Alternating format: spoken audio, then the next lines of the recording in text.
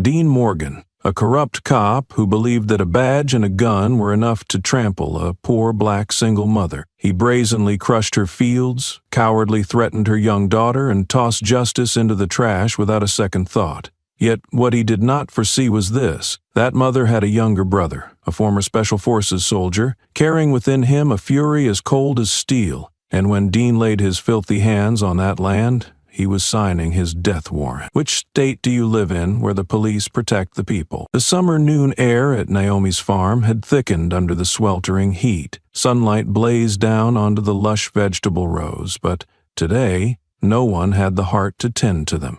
2 police cars, painted a dull white, pulled up close to the gate, raising a gray cloud of dust that coated the vehicles. Dean Morgan stepped out first, a towering figure, black sunglasses reflecting the image of the small wooden house dwarfed amidst the vast fields. Whitey Ray followed leisurely behind, a cigarette dangling from his lips, his eyes squinting with disdain. They did not bother to knock, nor to announce their presence. Dean flung a crumpled piece of paper onto the porch, his voice cold and slicing. "Land inspection. New procedures. We need to verify the land use rights here." Naomi appeared on the porch, her worn, coarse dress fluttering lightly in the breeze. She stepped forward, every step firm as if nailing itself to the earth. Her eyes locked onto Dean, calm on the surface but tense and alert deep within. Her little daughter, Ellie, peeked out from behind her mother's skirt, clutching Naomi's hand tightly. Naomi reached out, took the paper, scanned it, and her brows furrowed slightly. She looked up, her voice firm. "This land has been legally owned by my family for 3 generations. We have no obligation to undergo any re-verification." Dean smirked, a thin smile like the edge of a razor blade, replying, "The law has changed, girl. Anyone who cannot prove their land rights according to the new standard will have it confiscated." Whitey Ray let out a mocking laugh, blowing a stream of smoke into the air, thick with unspoken threat. Naomi clenched her hands, hiding the rising fear tightening in her chest. She knew this was not a standard inspection. It was the opening move of a dirty scheme she had heard whispers of but had no way to stop. Dean paced around the yard, his black boots grinding the gravel harshly, scrutinizing every square inch as though he already owned it. Whitey kicked over a water bucket near the tomato patch, splashing water onto the fragile young plants. Naomi stepped down from the porch, standing firm, blocking the path of the intruders. She spoke, slowly and sharply as a blade. "This is my land.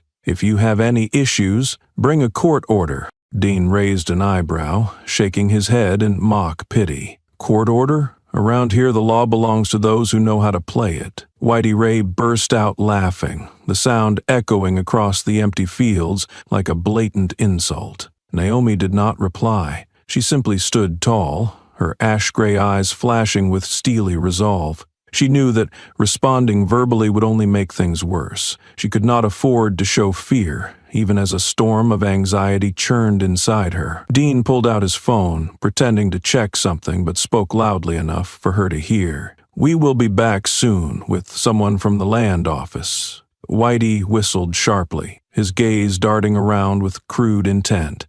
Then both of them casually climbed into their cars, leaving behind a swirling cloud of dust and their thinly veiled lust for the land. The farm gate closed with a dry screech, but the oppressive air remained.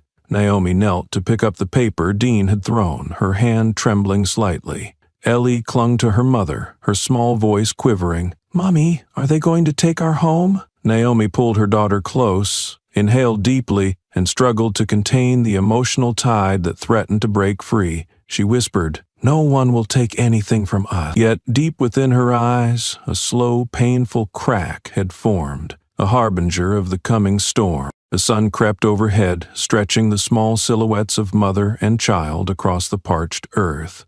Naomi looked up at the vast blue sky, her heart filled with an unspeakable restlessness. She knew that what had happened was only the prelude. Dean Morgan and Whitey Ray were not the kind to walk away once they had set their sights on something. To Naomi, this land was more than just a means of survival.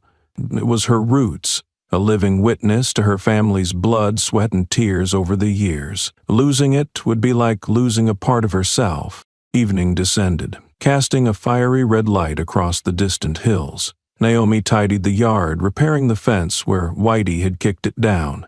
Each wooden post rose again under her hands, rough but determined. Ellie sat silently on the porch steps, her round eyes filled with sadness as she watched her mother. No complaints, no sobs. Together the two silently repaired the damages, an unspoken ritual of defiance against oppression. Darkness slowly enveloped the farm. Naomi lit a fire on the porch, preparing a simple supper of bread and stewed beans. As she handed Ellie a bowl, the child's tiny hands trembled. Naomi gripped her daughter's hand tightly, her eyes blazing with an unspoken vow.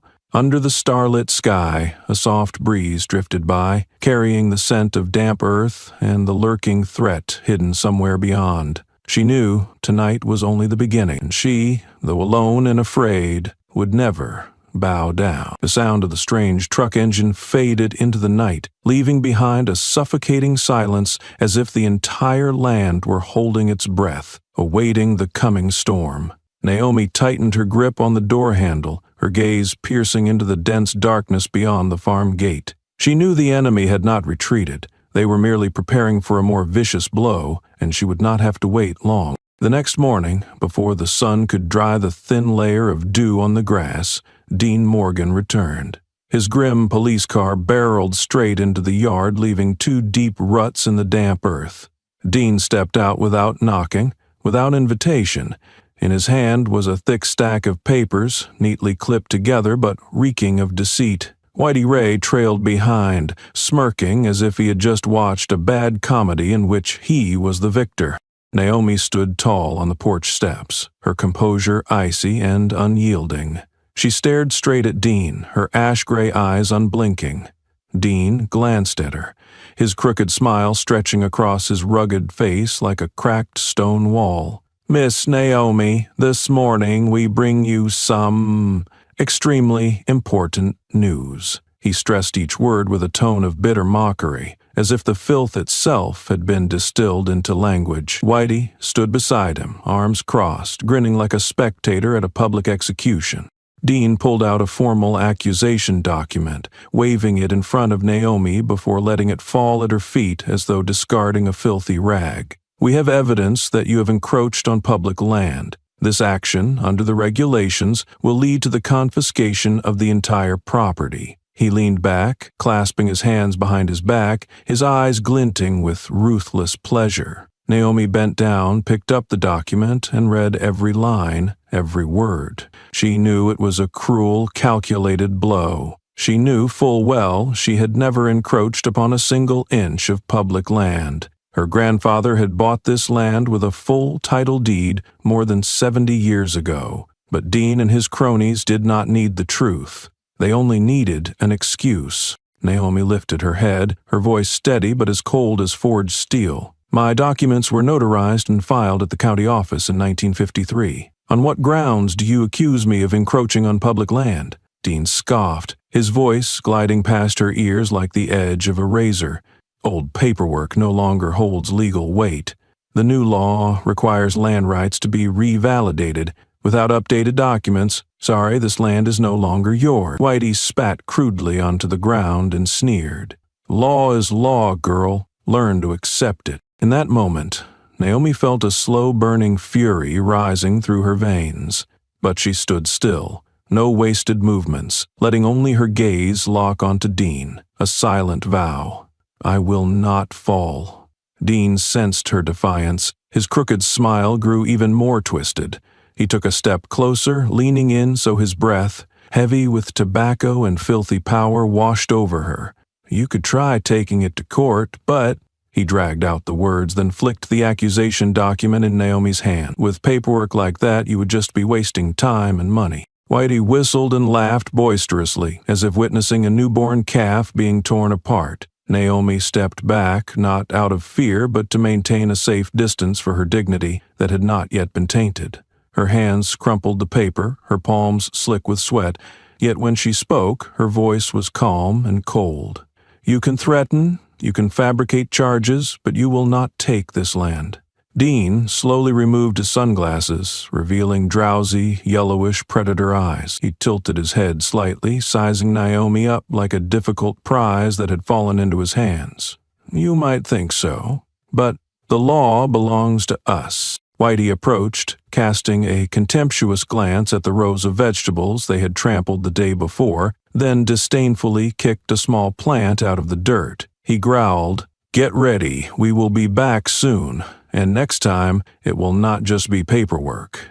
Both of them turned away, leaving Naomi and Ellie standing motionless like two statues under the scorching sun. The car doors slammed shut, the engine roared, and the tires ground mercilessly into the cracked earth. They drove off, but their threats lingered, clinging to the air like the stench of death in broad daylight. Naomi quietly stepped inside the house, placing the accusation document on the wooden table. She sat down, her head bowed, her shoulders trembling, not from fear, but from rage so tightly coiled it nearly suffocated her. Ellie silently crawled into her mother's lap, her tiny hand touching Naomi's as if trying to anchor the last shred of steadiness. Naomi held her daughter close, eyes squeezed shut, but her mind was wide open, facing an undeniable truth. This game was rigged. The rules were rigged, and if she wanted to keep this land, to protect this home, she would have to fight, at any cost. That noon, dry winds swept through the scorched grasses, carrying with them the heavy scents of dusty earth and thick unease like invisible trails of smoke. Naomi tightened her grip around the hoe handle, her eyes gazing far down the dusty path leading to town, where men wearing police badges but harboring the hearts of beasts were silently laying their traps. She knew they would not relent. They were like a pack of starving hyenas, circling their prey until it collapsed from exhaustion, and today they began to tighten their ring. The rumble of engines echoed from afar, like the beating of war drums across the dry fields. Naomi wiped the sweat from her brow, pushed her hair behind her ears, and calmly continued repairing the fence Whitey had kicked down the day before. From the gate, 3 or 4 garishly uniformed officers stormed into the farmyard as if seizing a no-man's land. They said nothing. Heavy boots trampled directly over the lush vegetable rows, crushing the tender shoots beneath black soles. The sound of snapping stems rang out in sharp rhythms, like knives slicing into Naomi's heart. Dean was absent today. He did not need to be there. His surplus of thugs sufficed to execute this covert campaign of terror. They prowled through the vegetable garden like wild beasts on a rampage, trampling and destroying. One man laughed boisterously as he tore down the bean trellis Naomi had just set up the week before. Another hurled rocks at the chicken coop, sending the terrified birds flapping into a chaotic frenzy. Naomi's hands whitened around the hoe, but she did not step forward, did not scream, did not react by instinct. Her eyes turned to ice, her lips pressed into a blade-sharp line. She knew this was filthy provocation, the opening act for a greater storm. If she shouted, if she lost her composure, they would seize the excuse to escalate further. She could not give them that. Ellie ran out of the house, her hair disheveled, clutching an old doll tightly to her chest. She froze in the yard, her wide eyes brimming with horror at the scene before her. One officer pretended to stumble, nearly trampling the child, then sneered and turned away as if it were harmless sport. Naomi rushed forward, pulling Ellie into her arms, shielding her daughter behind her. Her eyes blazed with rage, but the fire did not erupt into words. It smoldered, burrowing deep into every fiber of her being, a silent vow etched into blood. I will not kneel. One officer paused before the wrecked fence, bent down, and flung a wooden stake far across the yard as though discarding garbage. Another picked up a ripe pumpkin, raised it high, and crushed it between sinewy hands, golden juice spraying across the dry ground. Harsh, broken laughter rang out again, blending with the clucking of chickens, the howling of the wind, and the groaning of the earth under lawless desecration. Naomi did not move. She held Ellie close, the small body trembling against her chest. All she could do was endure, like an oak tree driving its roots deep into the earth, refusing to break before the storm. Nearly an hour dragged by in that silent hell. When the gang grew bored, they gathered together, laughing and sneering openly at Naomi and her daughter. One of them spat near Naomi's toes, a final mark of contempt before they withdrew. They climbed into their vehicles, tires whipping up red dust into miniature cyclones. Naomi stood still, watching until their filthy shadows disappeared behind the distant trees. Only then did she let her rigid shoulders sag, collapsing to the ground and clutching Ellie tightly. Tears streamed down Ellie's cheeks as she buried her face into her mother's shoulder, sobbing uncontrollably. Naomi stroked her daughter's hair, her fingers trembling, though her voice remained solid as a rock. "It is all right, baby. We still have our land, our home. I will not let anyone take it from us." She soothed her child with a promise she knew would cost blood and tears, yet once spoken that promise became a vow carved into her very soul. When Ellie finally drifted into sleep on the bed, Naomi returned to the yard. She silently rebuilt the fence, each wooden stake driven into the earth like a hammer, striking at her worn-out patience. Sweat beaded her forehead, her hands scraped and bleeding, but she did not stop. With each stake set upright, her resolve hardened further, not because she believed victory would come easily, but because she knew that retreating now would mean surrendering, allowing the vultures to steal everything her family had built over generations. The sun dipped low, casting long shadows across the fields, bathing everything in a reddish hue that foretold an impending battle. Naomi drove the final stake into the ground, stood upright, and drew a deep breath. She looked up at the sky, at the gusts of wind sweeping over the hills, carrying dust and an unspoken challenge.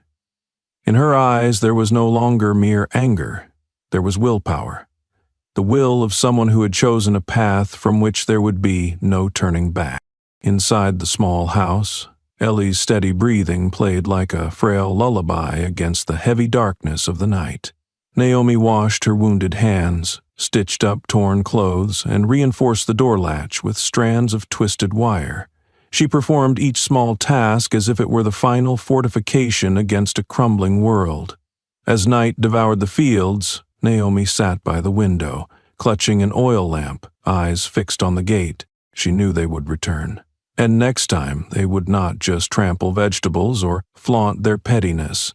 Next time, they would aim straight at the one thing she could not afford to lose, the lives of those she loved. But it was precisely in that moment that Naomi made her decision.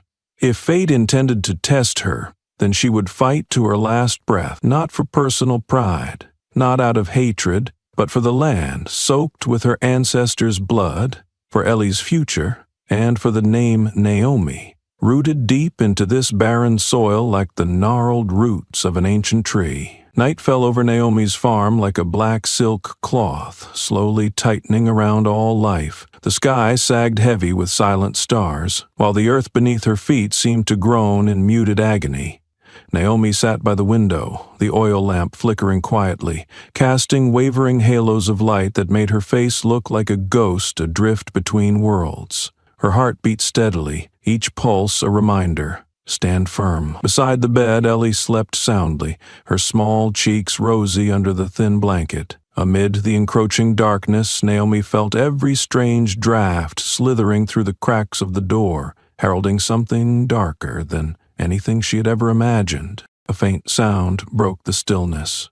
The sluggish growl of an engine on the dirt road, the crunch of tires grinding over loose gravel. Naomi sprang to her feet, snuffed out the lamp, and rushed to the bed, clutching Ellie tightly to her chest. Through the thin curtain, a cold, white beam from headlights tore through the night, slicing into the house like a butcher's knife, exposing every hidden corner. The light did not search, it did not question.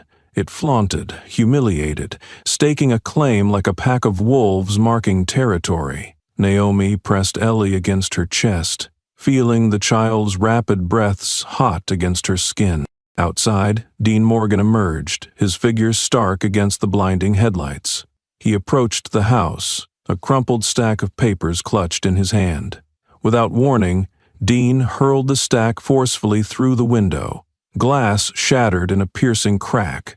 A sharp shard shot straight into Ellie's forehead. The child's scream tore through the thick night air. Naomi, panicked, clutched Ellie tightly, her hand instantly soaked in the hot blood gushing from the wound. She sank to her knees on the floor, Ellie's blood staining the eviction papers that had fallen beside them, the black printed letters now blurred and smeared with red like grotesque wounds. Naomi, trembling, picked up the blood-stained document. Her eyes froze, no longer filled only with horror, but now boiling with a silent fury, simmering beneath a facade of calm. She stared at the paper, her hands shaking as they clenched it tighter. Outside, the night remained impenetrable, the headlights still stabbing coldly into the house like icy knives, laying bare every shred of dignity. Yet Naomi did not bow her head. Within her chest, a silent flame had been lit, waiting to explode into a furious storm that no one could contain. The blood on the eviction notice had not yet dried when Naomi tightened her hold around Ellie, her entire body trembling not from fear, but from a suffocating surge of fury. The headlight still blazed through the shattered window, cruelly illuminating each drop of blood falling onto the rotting wooden floor. Naomi's eyes gleamed with a steely sharpness like a blade drawn from its sheath, raw and ready to slice into anyone daring to violate her. She sprang to her feet, clutching Ellie close, the child's blood soaking through her shirt, mingling with sweat and the pungent scent of earth thick in the air. No more thought, no more hesitation. Naomi charged out of the wrecked house like a wounded mother wolf, her entire being ablaze with primal survival instinct.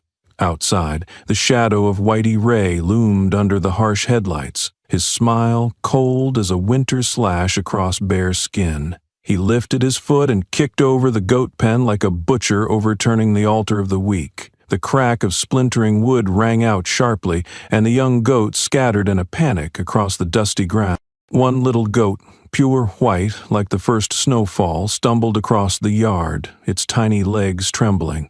Whitey Ray, moving slowly as if savoring each moment, raised his gun. No aiming, no warning. The gunshot cracked through the night, tearing through Naomi's chest as much as through the air. The little goat collapsed, blood spurting across the cracked earth. Its bleating stuttered, faltered, and then fell into a terrible silence, like a life choked out before it could even struggle. Naomi froze, her entire body stiffening. The death of the little goat was not random slaughter. It was a message, delivered in the foulest language. You are nothing but objects, to be destroyed at will. Whitey Ray's sneering laughter and the jeers of the mercenaries echoed across the barren fields, sharp and shameless, like knives scraping the skin of the land. Naomi dropped to her knees, cradling the limp body of the little goat, its tiny form still faintly warm against her chest. She screamed, a raw, shattering sound, a howl of pain, of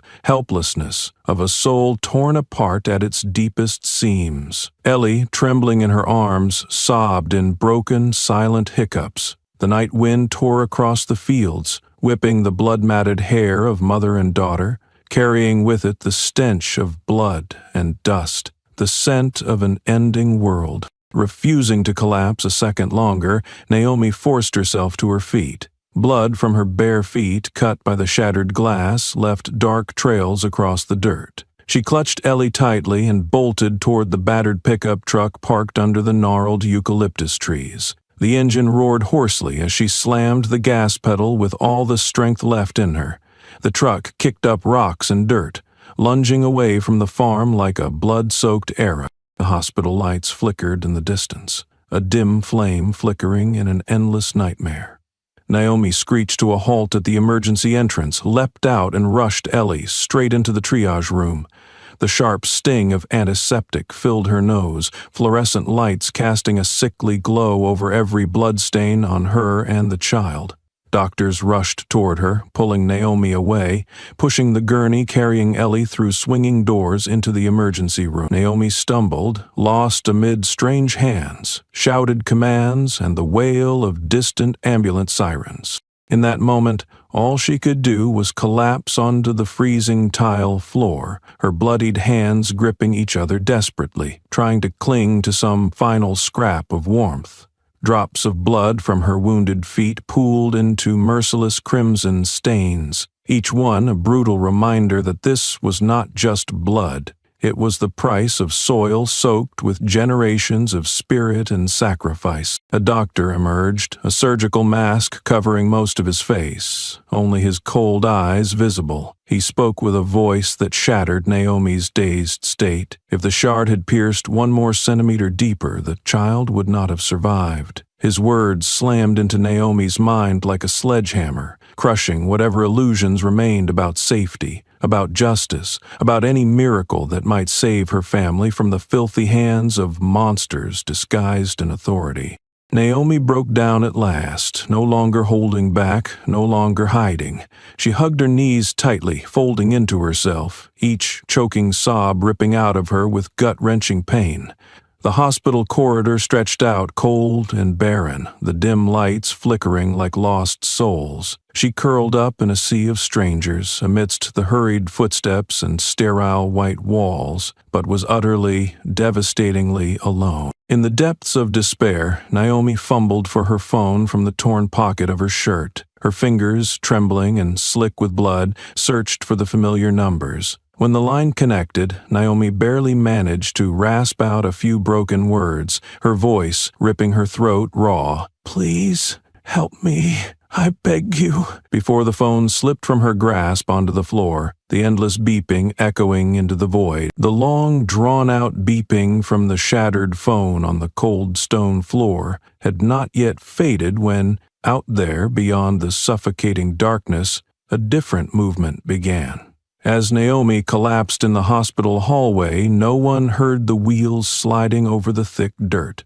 No one sensed the cold breath creeping into town, heralding the arrival of something that did not belong to the rotten laws of this place. But he had come, and his footsteps, slow, heavy, resolute, were the cold declaration of vengeance. Elijah. His silhouette blended into the night like a blade slicing through the fabric of space. His cap pulled low, his dusty gray-black leather jacket and his heavy boots struck the ground with such force that every grain of dust seemed to leap into the air. Elijah did not hurry. Each of his steps hammered into the earth, a silent drumbeat of inevitable judgment advancing, unstoppable. Elijah did not need to ask what had happened. He already knew. He had heard Naomi's broken cry, a sound that tore across the empty miles of dirt and scrub, crashing through every barrier, striking directly into his heart like a summons written in blood. And now, with no plan, no orders, no strategy, only one thing echoed relentlessly in Elijah's mind: punishment. He crossed the town, swallowed in darkness, where even the streetlights bowed their heads in silent fear of the cold fury he carried. No sirens wailed, no warning sounded, only the heavy silence, as if everyone instinctively knew that something had awakened. A merciless force moving forward, step by step. On the road to Naomi's farm, Elijah never faltered, never strayed. His path was fixed, as if guided by something deeper than instinct. His hands clenched tightly in his jacket pockets, every tendon taut beneath his sun-darkened skin. His jaw was square and locked with buried rage, and his eyes, colder than the frost that blanketed the barren fields, burned with a chilling fire. Dean Morgan, Whitey Ray, and their filthy band of cops had no idea that the storm had already begun. They wallowed in the brittle illusion of power, believing that a solitary woman and a bleeding child could be crushed as easily as snapping a dry twig. They did not realize that through their own cruel stupidity they had awakened a predator, creeping closer by the second. And this time, the blood would not merely stain paperwork. Elijah reached the broken gates of the farm just as the clock hands slid past midnight. The gate hung loosely from shattered hinges. The ground was stained with old blood, remnants of a cowardly night of butchery. He paused, his eyes scanning every trace. Shattered glass, deep tire tracks, chaotic footprints dragging off into the darkness. No words were needed. The evidence told the whole story. A story of blood, of violence, of a blatant betrayal of everything once called justice. A distant engine roared, its headlights slicing a white gash through the night. A police car glided toward him, slow and predatory, like a shark sniffing blood. Elijah did not move. He stood tall in the middle of the dusty road, a defiant monolith against the world. As the vehicle neared and screeched to a halt, its headlights flooding over him, Elijah merely tilted his head slightly, his right hand tightening into a fist, the muscles beneath his jacket twitching with the promise of deadly eruption. The car door swung open, and an officer stepped out, his gun slung casually at his side, his swaggering gait and arrogant smirk reeking of predatory confidence. He sauntered closer, his mocking voice cutting into the cold night. "Where you headed, buddy? This road's not meant for strangers." Elijah did not answer. He stood silent and unmoving, his tall frame carved from the darkness itself. The moonlight silvered his dust-coated jacket, casting him into a towering, unyielding shadow across the road. He needed no words, no displays. His very presence was a silent storm, tightening its grip around the fools before him. The officer hesitated, his survival instincts screaming at him. This was no prey standing in the headlights. This was the hunter, and the fool had stepped straight into his sights. Whitey Ray let out a shrill whistle, stepping up beside Dean, his beady eyes glinting with vicious mockery. He shook his head in feigned pity. "Alone? Really? I figured you would at least bring a baseball bat or something." The filthy cop's laughter burst out, buzzing like flies over a rotting carcass. Yet Elijah did not move. He merely glanced at each one of them, his gaze heavy as a boulder, crushing the cheap arrogance they tried to wear like armor. Dean took another step forward, his black boots grinding against the cracked, dry earth. He squinted, his voice low and thick with an underlying threat. "Who are you?" A simple question, but it rang through the air like a hammer striking an anvil. Elijah slowly raised his head, letting the moonlight fall across his sharp features, each scar and hardened line carved from years of battle. He pressed his lips together, his voice low and steady, each word carved into the night. Just 2 words, but they dropped like a slab of stone, smashing the last vestiges of contempt still lingering in Dean's eyes. The atmosphere sank, the way a still lake falls silent before a violent storm. Dean's brow furrowed, his crooked grin stretching wider, revealing yellowed teeth like a predator agitated by an unexpected challenge. He flicked his gaze toward Whitey, signaling silently. Whitey understood immediately, smirking as his hand hovered near the butt of his gun, eyes locked on Elijah. But Elijah paid them no mind. He took another step forward, the distance between him and the crowd shrinking to just a few paces. His shadow stretched long under the pale moonlight, a creeping darkness swallowing what little fragile light remained on the farm. Dean rolled his shoulders, growling, "Listen, pal, your family's business is finished. That land now belongs to this town. If you're smart, you will turn around and forget all about it." Elijah paused, tilting his head slightly as if listening, considering. A breath passed, long enough to stretch an eternity. Then he slowly shook his head, a small but decisive gesture, cold and final as a blade severing foolish dreams. His eyes swept over Dean, then Whitey, then the rest of the filthy pack, slicing through them with an invisible cut. He needed no weapon, no overt threat. A single look was enough to churn unease deep in their guts, instinct screaming that this was not some wandering vagabond. This was wrath incarnate, forged from blood and ash. Whitey coughed out a dry laugh, trying to mask the tightening fear gripping his throat. "Oh, the silent hero, huh? Or are you just too dumb to talk?" He spat onto the ground, stepping forward, yanking his gun free from its holster. Dean raised a hand to stop him, a smug smile tugging at his lips. "No need. He will learn his place soon enough." Still, Elijah remained silent, his shadow melded with the earth, soaked in moonlight. Amidst the heavy scent of dust and gunpowder, he stood like a ranger watching over his own forest. indifferent to the snarling beasts howling around him. He was not in a hurry. The debt of blood and soil would be collected every cent in the very mud these fools had willingly dragged themselves into. At the edge of the farm, the eucalyptus trees shivered in the night wind, silent witnesses to the looming clash. The moonlight washed everything in two stark colors, ghostly white and bottomless black, as if nature itself had drawn a sharp boundary between those who stood tall and those who would soon crawl. Dean at last drew his gun from its leather holster, waving it lazily like a child learning to threaten. He sneered, "You can turn around right now. I will give you that chance. But if you do, don't blame us for what happens next." Elisha tilted his head slightly, the barest hint of a smile curling at the corner of his mouth, a smile almost invisible. Not a smile born of fear, not one born of concession. It was the smile of a man who had already seen through the filth before him, who saw no need to dignify their lies with words. In the cold silver of the night, Elijah's footsteps rang out once more, heavy, dull, unwavering, as he advanced toward the gathered crowd. Each step drove another nail into the coffins of the men who now trembled beneath their bravado. No one spoke. No one dared move. For a fleeting moment, under the brutal moonlight, the predator was revealed, and the prey, at long last, understood that they had picked the wrong man, a man even the night itself dared not cross. Elijah kept moving forward, neither fast nor slow, each of his steps pounding into the ground like stakes driven into the rotting pride of Dean Morgan and his cohorts. No one spoke.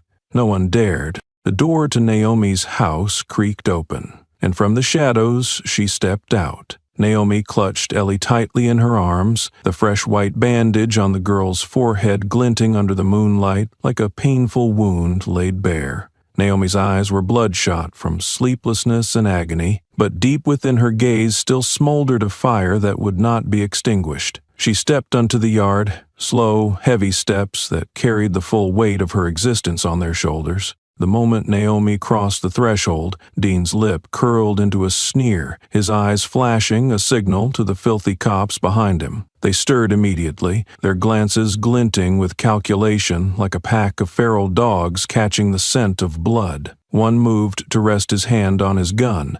Another shifted position, forming a tightening pincer. The air thickened with the smell of iron, dust, and the looming threat of violence about to explode. But then, Elijah lifted his foot, stepped forward, and placed himself between Naomi and all of them. No roar, no wasted movement. He simply stood there, his back straight, his legs rooted firmly as if deep into the earth. His shadow stretched long, swallowing the ground before the thugs like a living wall, towering between them and their prey. Elijah's gaze swept across Dean, across Whitey Ray, across each one of them. Not rushed, not aggressive, yet heavy enough, cold enough to make the gathered men unconsciously recoil half a step. They did not even realize it. It was the raw instinct of survival screaming at them, "Stay away. Stay far from the man whose very breath carried the scent of danger." Dean barked a dry, hollow laugh from the back of his throat. "You think standing there is going to change anything?"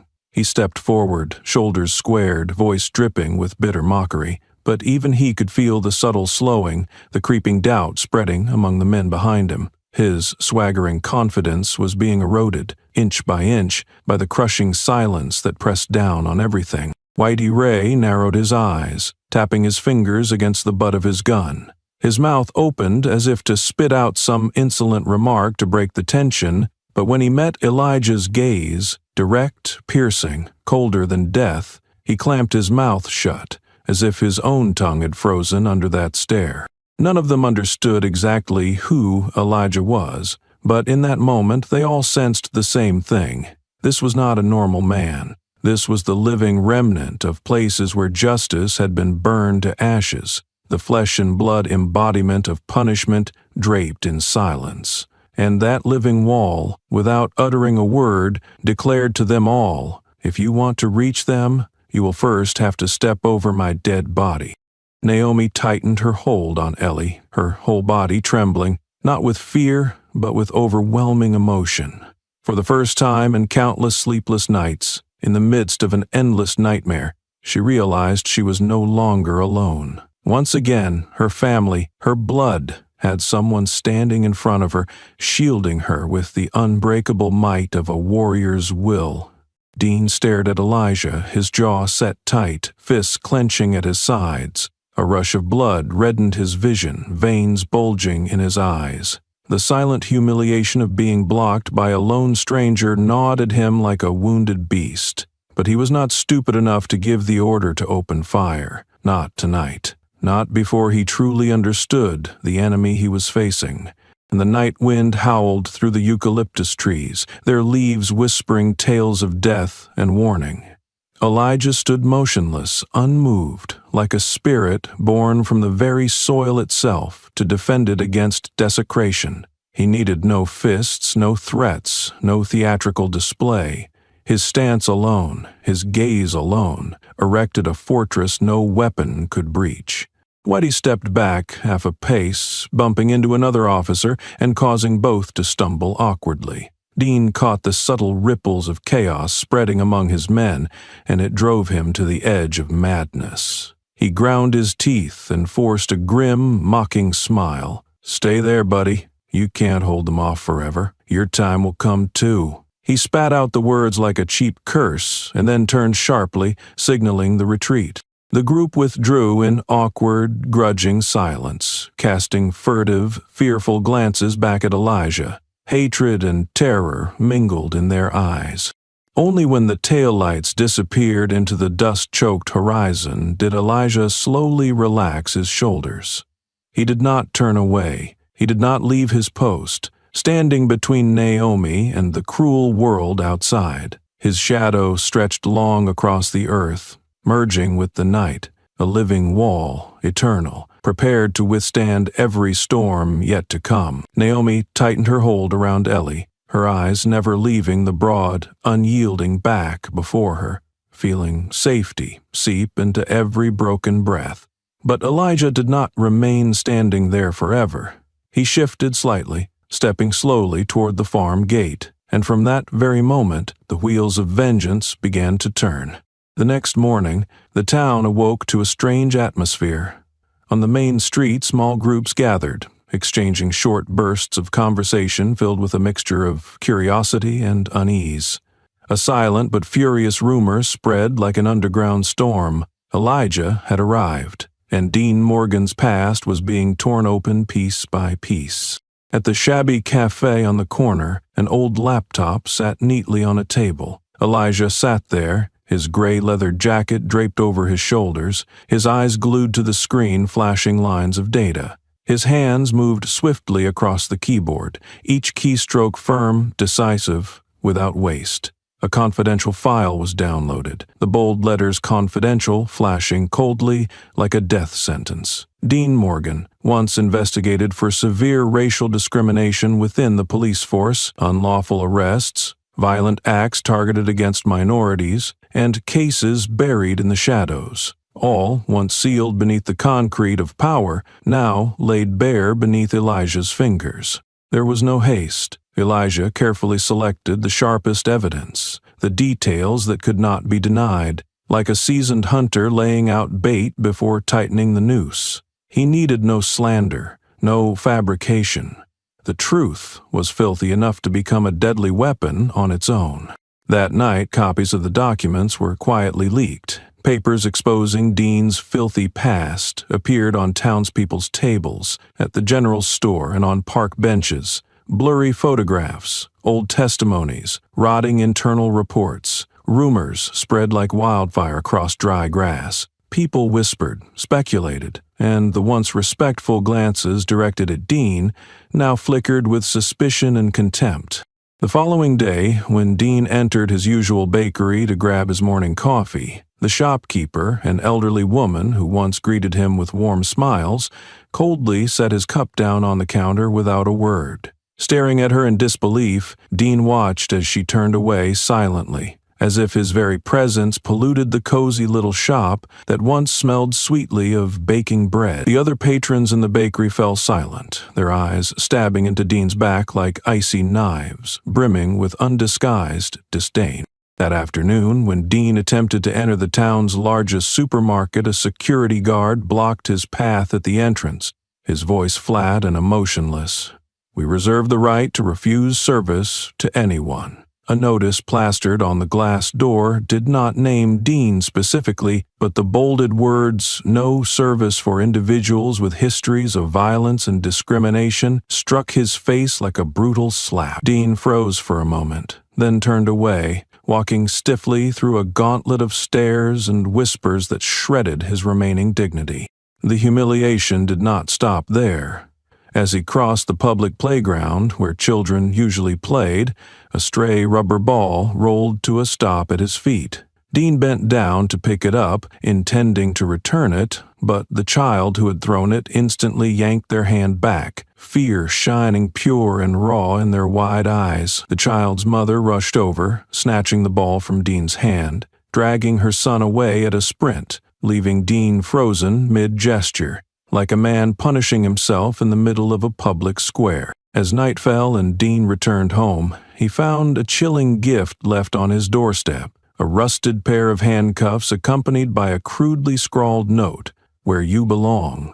Under the sickly yellow porch light, the handcuffs gleamed, a silent curse, the soundless laughter of an entire town heaping its judgment upon him. Dean Morgan, who once crafted for himself the image of a model officer, had become nothing more than a pitiful joke in the eyes of his community. The usual confidence in his gait and voice cracked open, leaking out in irreparable fractures. As he walked through the town square, his familiar nods of greeting were now met with averted eyes and sneering glances, poised to tear him down. Whitey Ray, ever the loyal accomplice, raged like a cornered animal. He snarled inside the precinct office, "No way! Who let these scumbags dig up our past?" But deep down, even Whitey felt the cold seeping into his bones.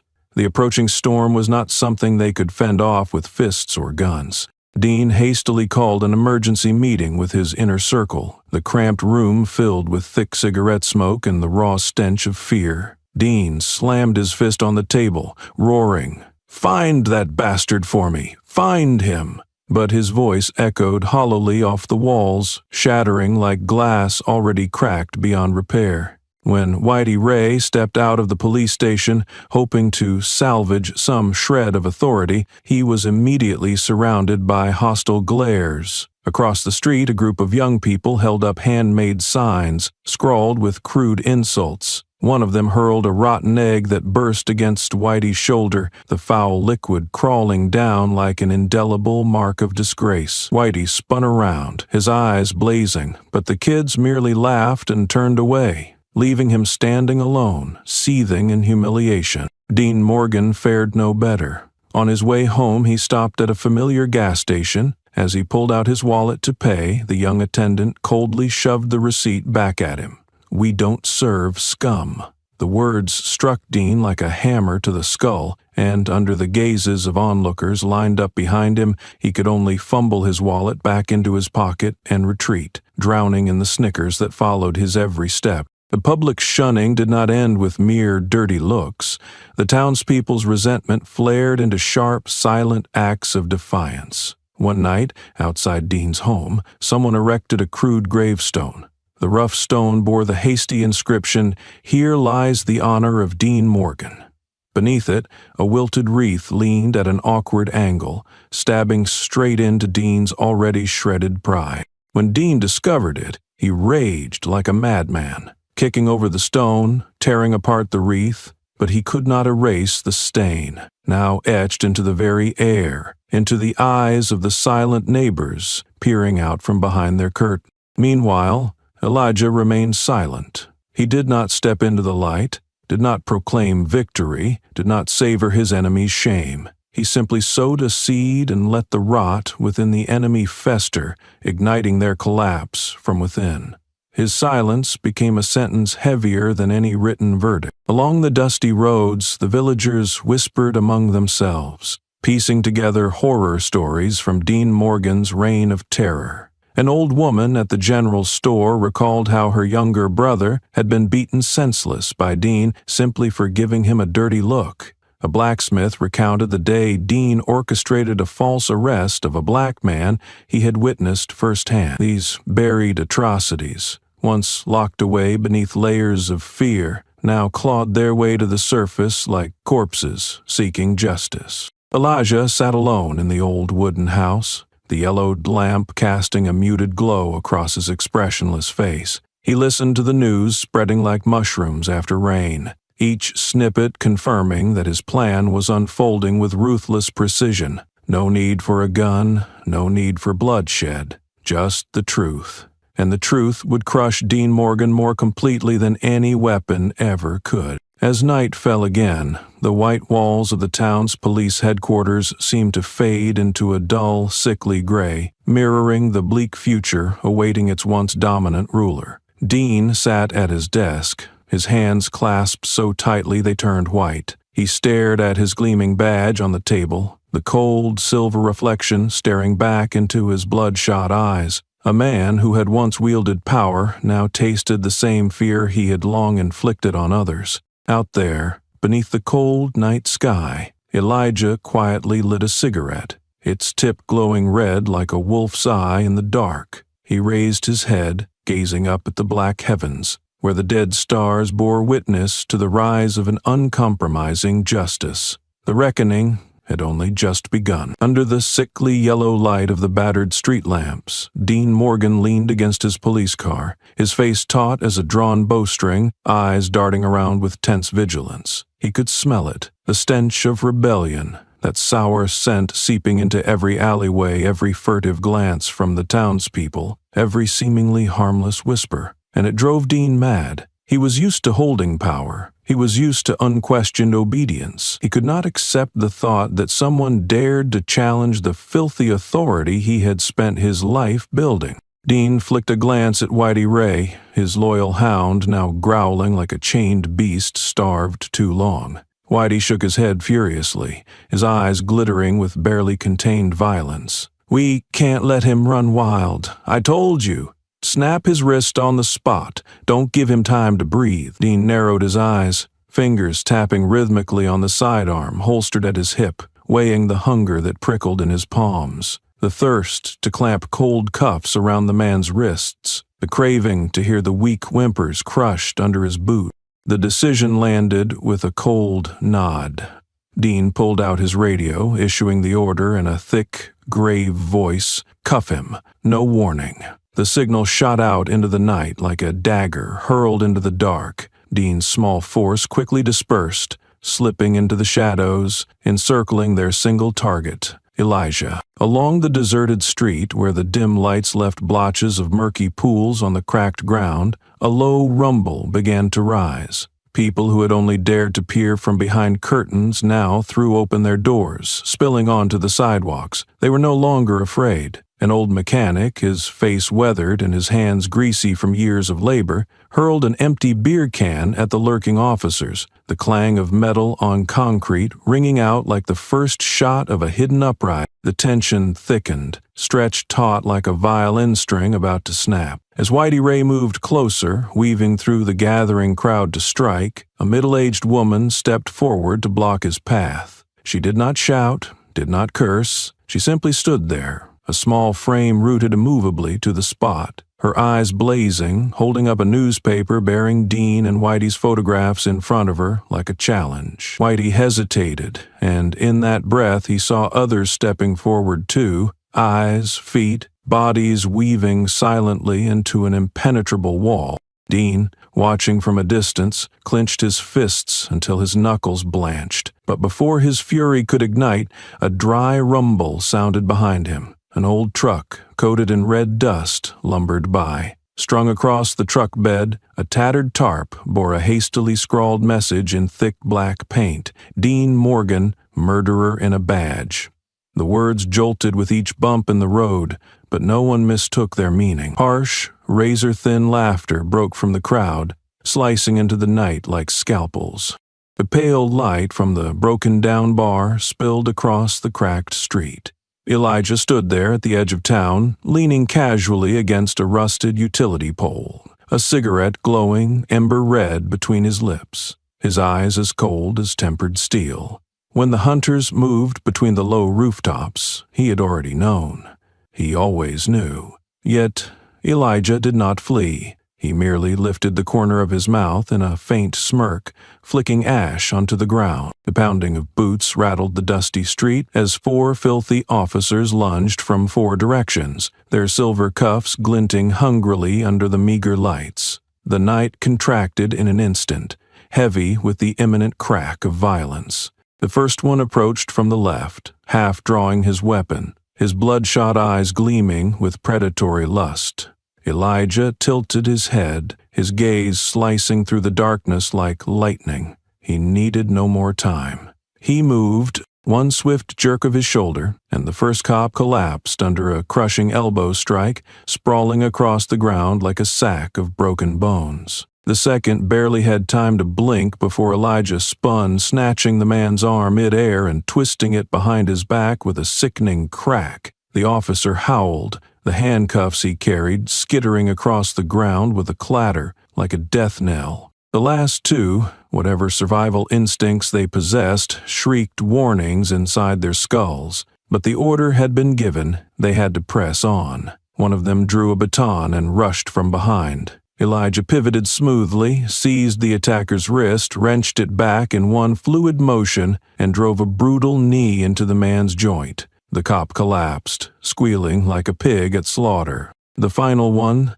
the biggest brute, roared forward, believing raw noise might somehow bridge the abyss of strength between him and the calm figure standing ahead. Elijah did not step back. He did not dodge. He stepped half a pace sideways, grabbed the man by the collar and twisted his body effortlessly, snapping him down under the ground like a dead branch snapping underfoot.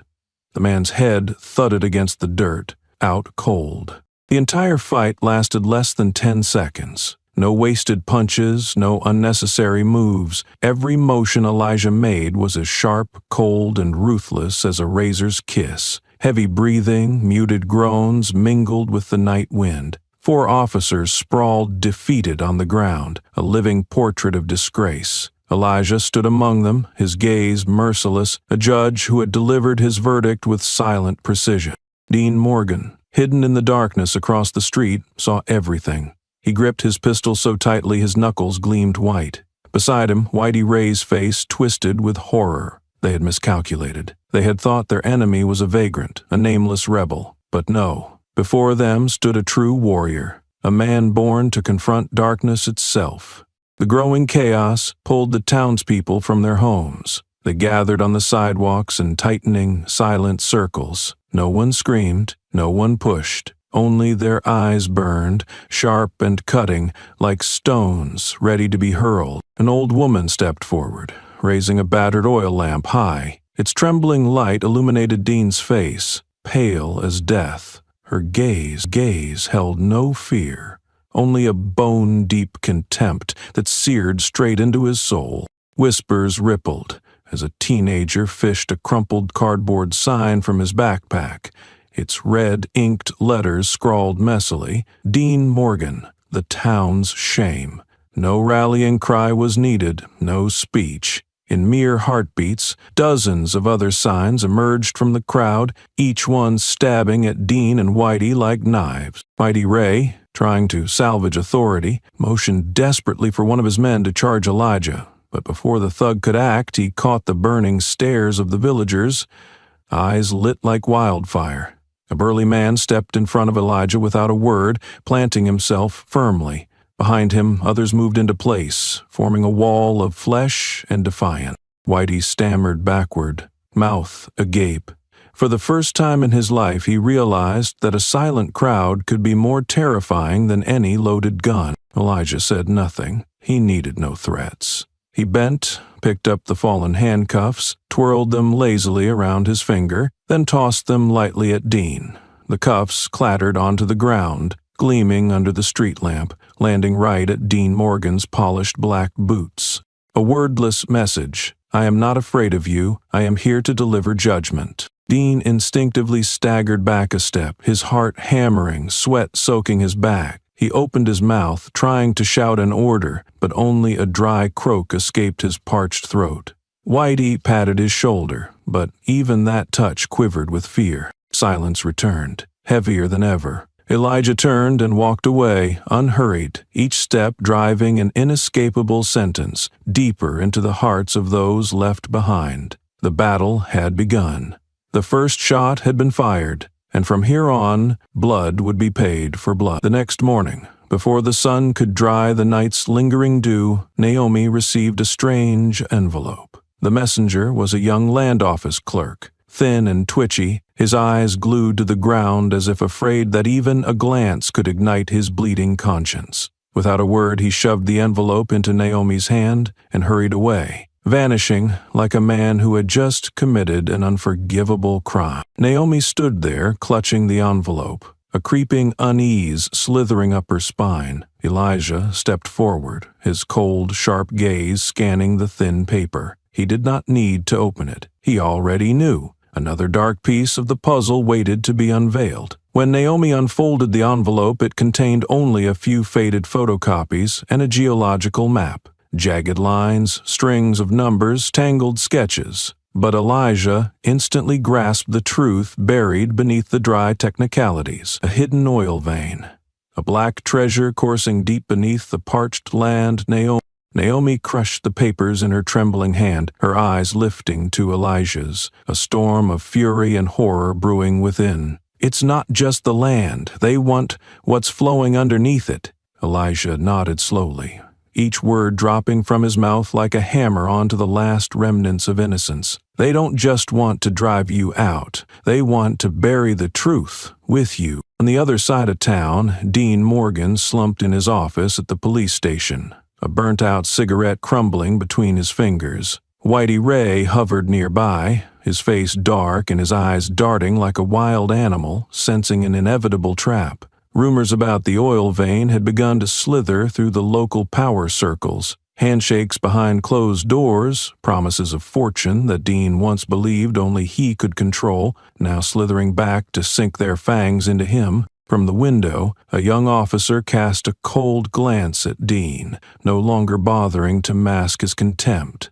When Dean barked an order, the young man simply shrugged and walked away, leaving Dean stranded inside the fortress he had built, now crumbling around him. The air inside the police station thickened to suffocation. Dean's underlings, once quick to chant his name like a battle cry, now fell silent, sneaking glances at one another as if searching for the nearest exit. The humiliation did not stop with furtive glances. When Dean tried to head out for his usual patrol, a newly hired rookie deliberately slammed the heavy door shut right in his face.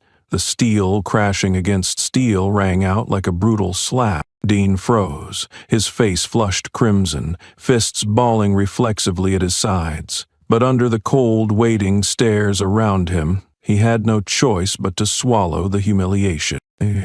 Outside, the town had changed beyond recognition.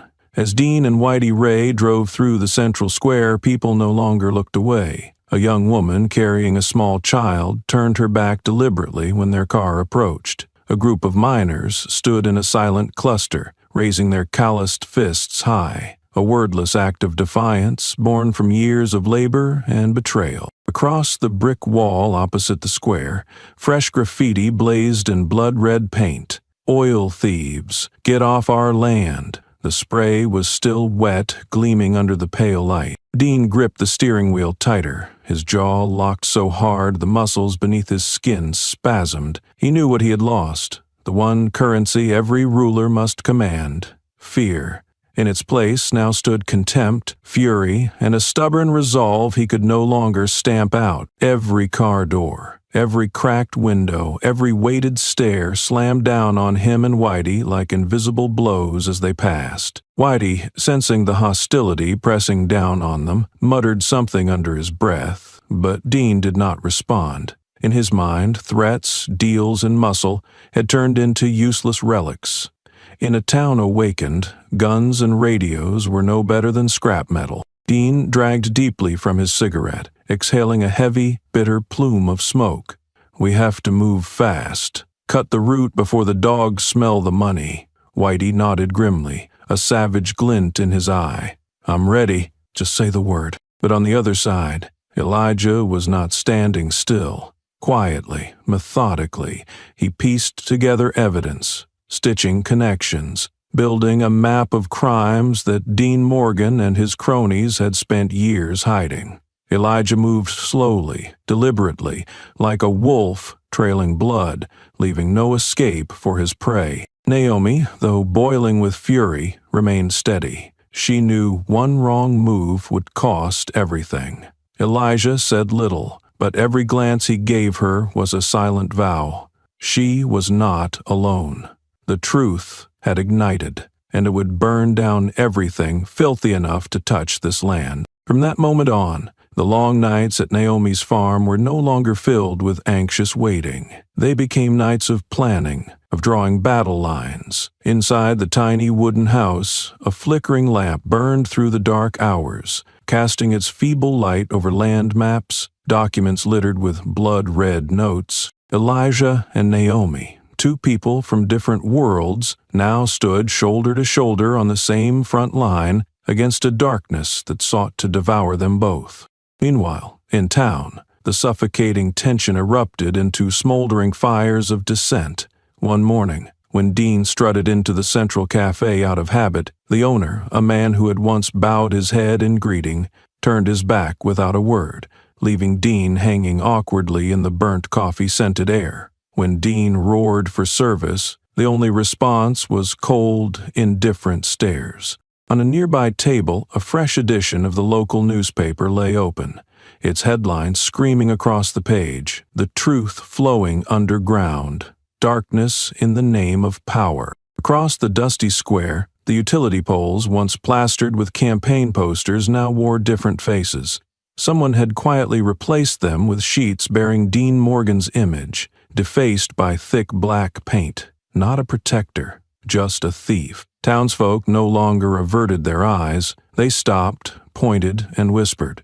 A mischievous child scrawled a cartoon mustache onto Dean's face, giggling under his breath with a mixture of innocence and savage mockery. Whitey Ray, once feared for his brutality, was no more immune. One afternoon, when he stormed into the auto repair shop, the burly mechanic dropped his tools with a clang and barked, "We don't serve mutts here." The whole garage fell silent. Whitey's jaw tightened until his teeth creaked, but he dared not speak. The stares slicing into him were colder than any steel. The humiliation spread like an oil slick. When Dean drove through the main street, he saw a makeshift wooden table set up by a group of young people, displaying old photocopied files, evidence Elijah had quietly released. One by one, townspeople leaned over to read, their faces darkening with each turn of the page. A gray-haired woman, trembling with rage, slammed a stack of files onto the ground, crying out hoarsely, "We trusted him all these years. For this? For our ancestors' land to be sold out like this?" No one tried to comfort her. The crowd fell into a heavy, condemning silence, as if the entire town was choking back the bitter taste of betrayal. While Naomi and Elijah spent their nights forging strategies, the town itself was awakening.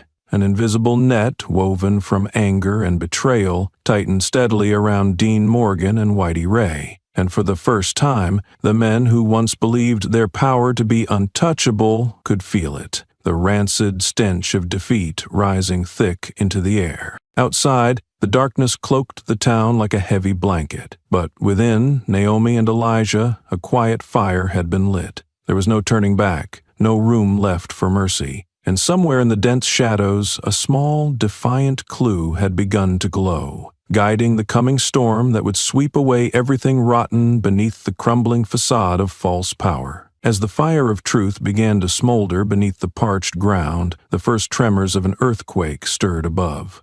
News of the hidden oil vein, of the leaked documents, of the dark secrets rising from the shadows spread faster than the seasonal winds. No one in this small town could pretend not to hear any more. Thus, under the invisible pressure quietly orchestrated by Elijah, a public hearing was called. A massive trap laid wide open in broad daylight. The day of the hearing dawned under a sky as gray as the scowling faces of those scrambling to bury the truth. The town hall, usually reserved for tedious meetings, was packed to the rafters. Wooden chairs crammed shoulder to shoulder, a low buzz of murmured conversation rising like the incessant hum of summer insects. The air was thick, heavy with sweat, smoke, and the acrid stench of fear. Naomi walked into the hall, one step at a time, her gaze steady, her shoulders squared. She wore a simple dark blue dress, her brown hair tied neatly back, her sun-darkened face marked only by faint bruises from sleepless nights. No makeup, no embellishment, only the raw, fierce beauty of someone defending her land with every fiber of her being. Across the room, Dean Morgan slouched in the front row, his face carved from ice, his eyes glinting with brutal defiance. Beside him, Whitey Ray leaned in, muttering something, his expression a twisted smirk of disdain, as if eagerly awaiting Naomi's public collapse. The council chairman, a balding man with a barrel-shaped torso, banged his gavel 3 times on the wooden table. "This hearing is officially in session." His voice boomed in an attempt at authority, but betrayed a trembling undercurrent. The atmosphere congealed, every eye turning toward Naomi, expecting tears, a breakdown, a public humiliation. But Naomi did not falter.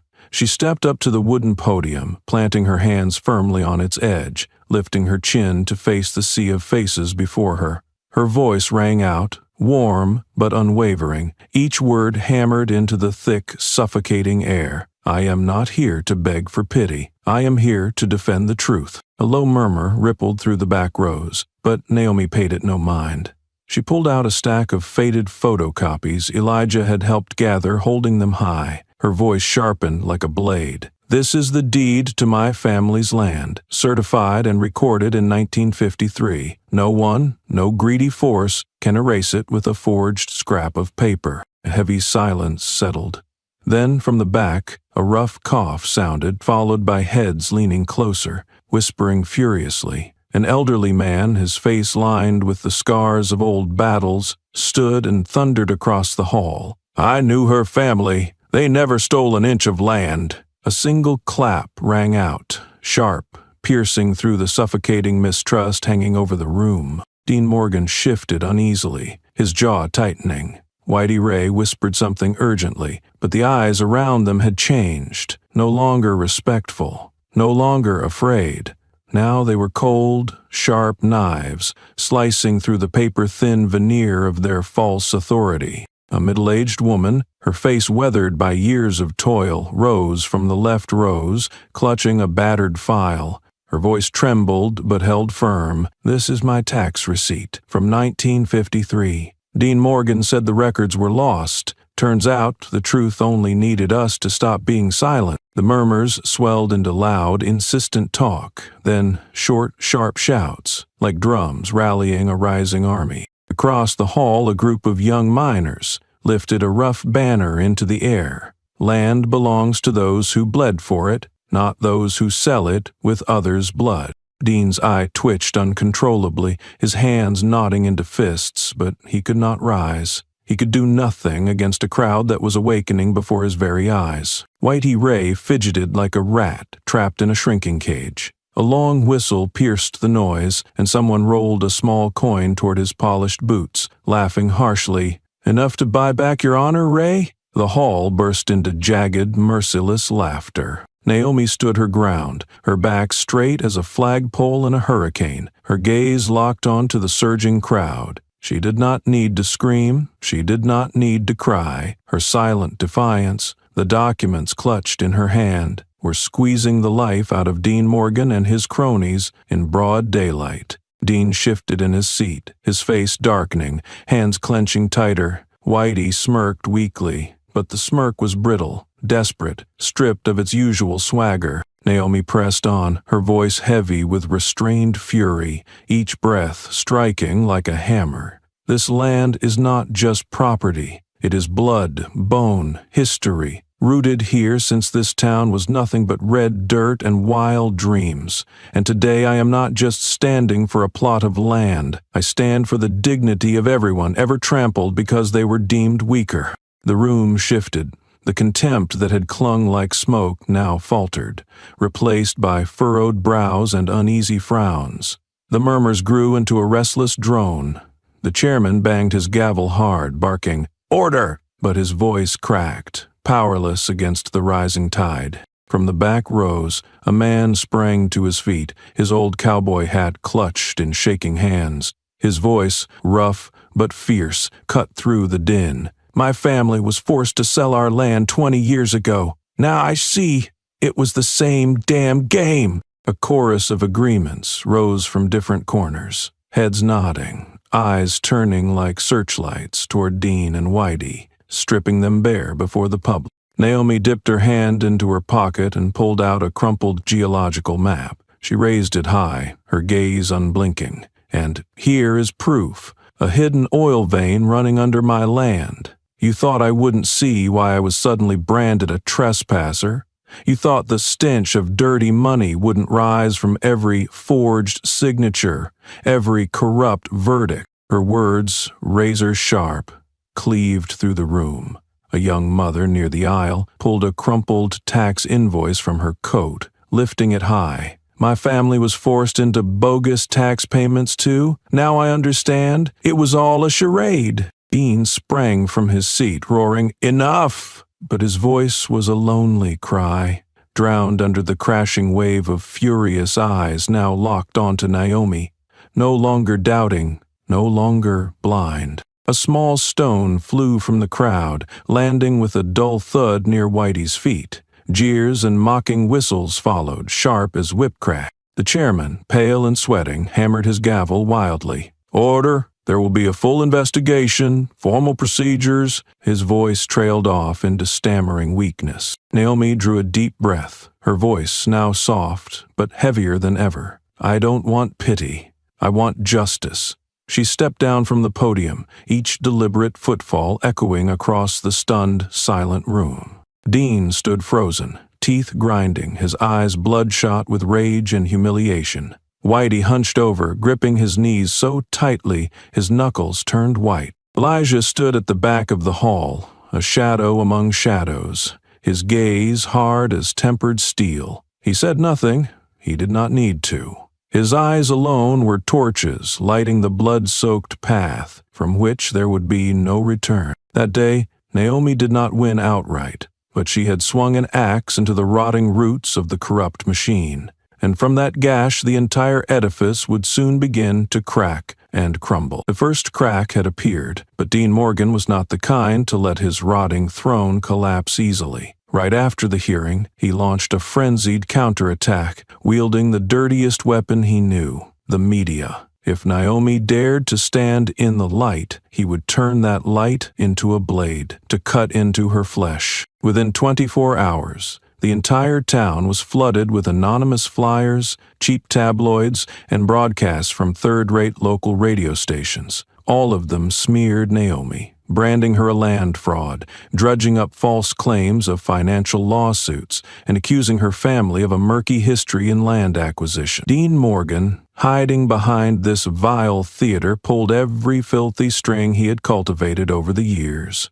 Soul-sold reporters, rotting power brokers, setting into motion a dirty war machine that churned Naomi's honor into the mud. At the small general store downtown, tabloids with screaming headlines littered the shelves. Self-proclaimed landowner accused of fraud. The old shopkeeper, who once smiled warmly, selling Naomi fragrant brown loaves of bread, now coldly shoved her receipt across the counter, pointedly turning away. Outside, on the town's social networks, anonymous posts spread like a virus, pinning every conceivable sin on Naomi, from greed to deceit.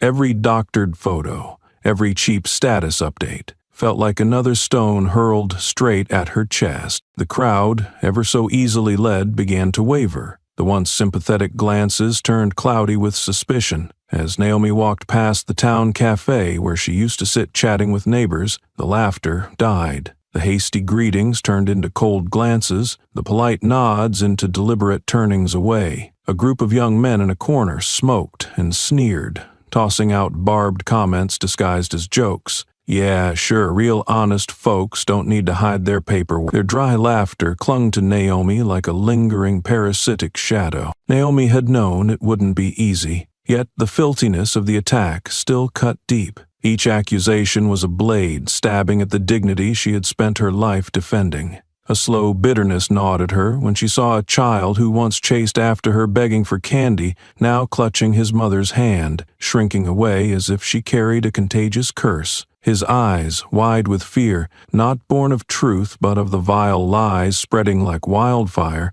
broke Naomi's heart more than anything else. That night, as Naomi passed the small church at the end of town, she noticed a scrap of paper pinned to the bulletin board where service schedules usually hung. In black, crude ink, it read only 4 words: "Get out of town."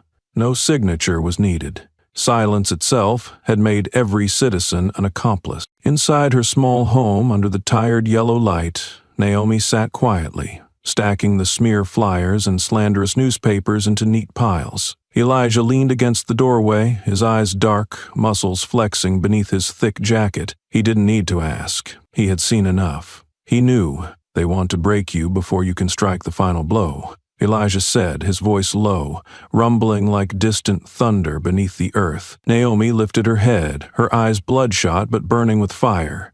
"They're wrong. I'm not dirt they can dig through. I'm from roots, and roots don't snap because of some filthy gusts." The next day, Elijah struck back. No announcements, no fanfare. He quietly delivered thick packets to every newspaper office, radio station, and law firm across town, packets filled with cold, hard truth, Naomi's spotless financial records, indisputable proof of land ownership, and archived investigations into Dean Morgan's buried history of racial discrimination. Simultaneously, an old video leaked onto the town's online forums, footage of Dean Morgan brutally and humiliatingly arresting an innocent black man. Hidden away for years, the video now flared like a torch, burning away the facade Dean had worn for so long. Elijah's counterattack was precise, surgical. He didn't shout, he didn't punch, he simply exposed the truth, merciless, unrelenting, impossible to deny.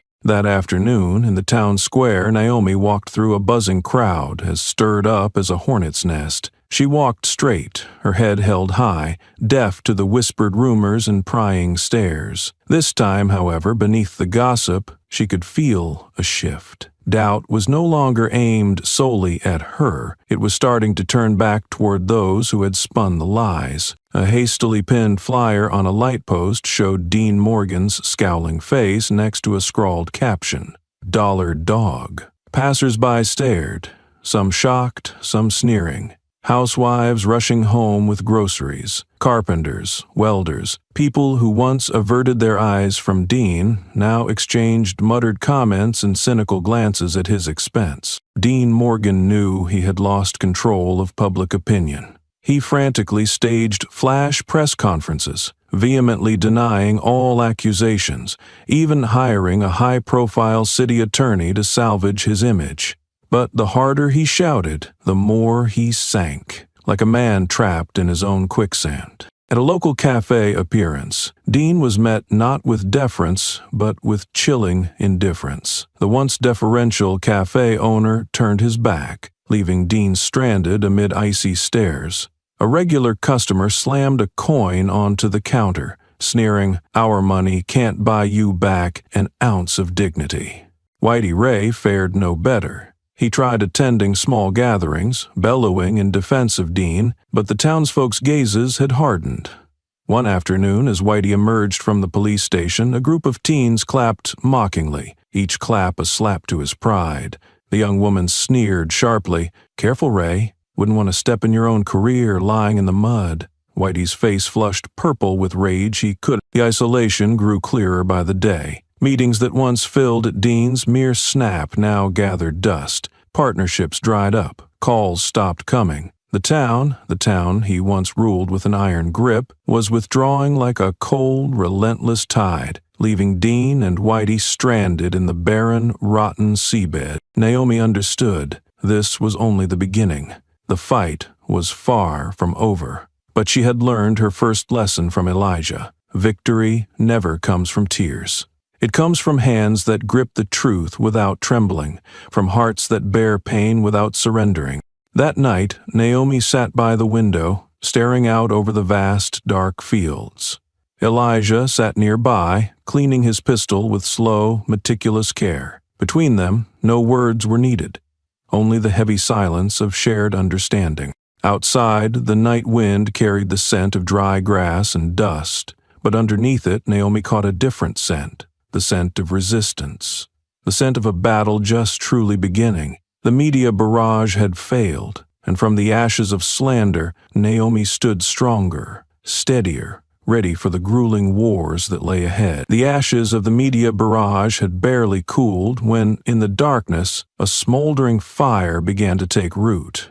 Dean Morgan, his wounded pride festering and refusing to heal, now resembled a wild animal caught in a trap, both wounded and vicious. He knew if Naomi and Elijah were allowed to continue, everything would collapse. But this time, Dean didn't choose to fight in the light. He chose the shadow. He chose pure filth.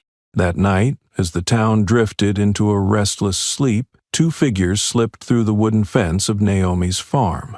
Dressed in dark clothes, they moved with the clumsy familiarity of jackals accustomed to cowardly work. One carried a gas canister, the other clutched a lighter. They slithered across the yard, pressing themselves into the shadows, breathing heavily in the cold wind. Inside the house, Naomi was still awake. Instinct warned her that tonight's darkness carried more than just dust and wind. Elijah hadn't slept either. He sat motionless by the upstairs window, his eyes sharp as razors cutting through the thick night. When the two figures crept toward the livestock pens, he saw them, every twitch, every nervous, jittery movement trapped in his cold, unblinking gaze. They splashed gasoline over the goat pens as if salting a wound.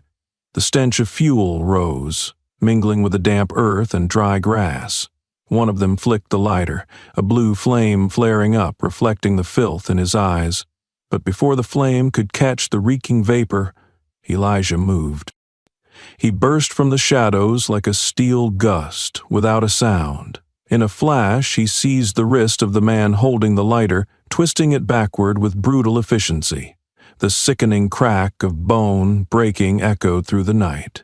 The second man, stunned, had no time to react before Elijah slammed him to the ground, his face grinding into the hardened dirt. Naomi rushed out behind Elijah, flashlight in hand, casting a sharp beam across the yard.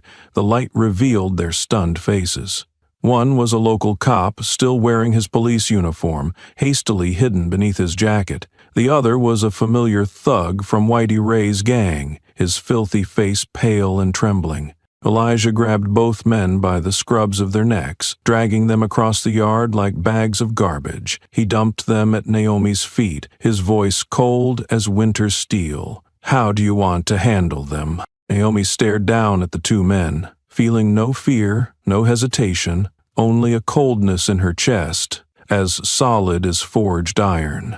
"Call the FBI," she said, each word striking like a hammer. No further discussion was needed. Elijah pulled out his phone and dialed in the darkness. On the other end, a crisp, professional voice quickly took the information. Less than 30 minutes later, black SUVs tore through the dusty road, headlights slashing across the night like gleaming knives.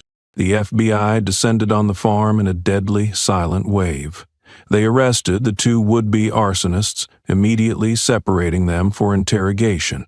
Under brutal investigative pressure and faced with undeniable evidence, the men broke down faster than expected. They confessed everything: who ordered them, what their mission was, and how much they were promised if they succeeded. Dean Morgan's name surfaced again and again in their statements, as did Whitey Ray's, laid bare with no room for denial. News of the failed arson and FBI involvement spread like oil spilled across water. Within hours, the entire town buzzed with the details, from the housewives at the farmer's market to the grease-streaked mechanics at the repair shops. Outrage erupted like dry brush catching fire. When Morgan walked into the police station the next morning, no one stood to greet him. Some officers even pretended to be busy, heads buried in paperwork, hands trembling slightly as they clutched the morning papers splashed with headlines about his pending investigation. That silence was crueler than any formal accusation. On the streets, hastily drawn posters hung from utility poles. Dean and Whitey's faces were crudely defaced, surrounded by scrawled words: arsonists, traitors to the town. Children laughed, taking photos and stomping gleefully on flyers bearing Dean's face. Even an old lady, once one of Dean's most fervent supporters, stood waiting at a street corner just to hurl a look of pure, unfiltered contempt at him as he passed. Dean Morgan knew he had crossed a line he couldn't uncross. In his office, he smashed a coffee mug against the wall, cursing under his breath. Whitey Ray sat slumped in a chair, clutching his head, panting like a wounded animal. Despair clung to them both like mold thriving in the rot. Every desperate phone call they made went unanswered. Their old allies abandoned them, leaving them to drown alone in their self-made swamp. Outside, in the town square, a spontaneous citizens' council had formed, demanding a public tribunal against Dean and his cohorts. They pitched tents, strung banners across the streets, and painted blood-red messages on the pavement. "We will not tolerate. We demand justice." Loud speakers blared slogans into the thick, hostile air, pounding like war drums. The fire Dean and his thugs had intended to use to destroy Naomi and Elijah had turned against them. Now it was they who were being burned by the fire smoldering within the hearts of the people, by the truth, by the spirits who would no longer bow to tyranny. That night, as the cold wind whipped across the fields, Naomi stood framed by the doorway, her gaze locked onto the starry sky.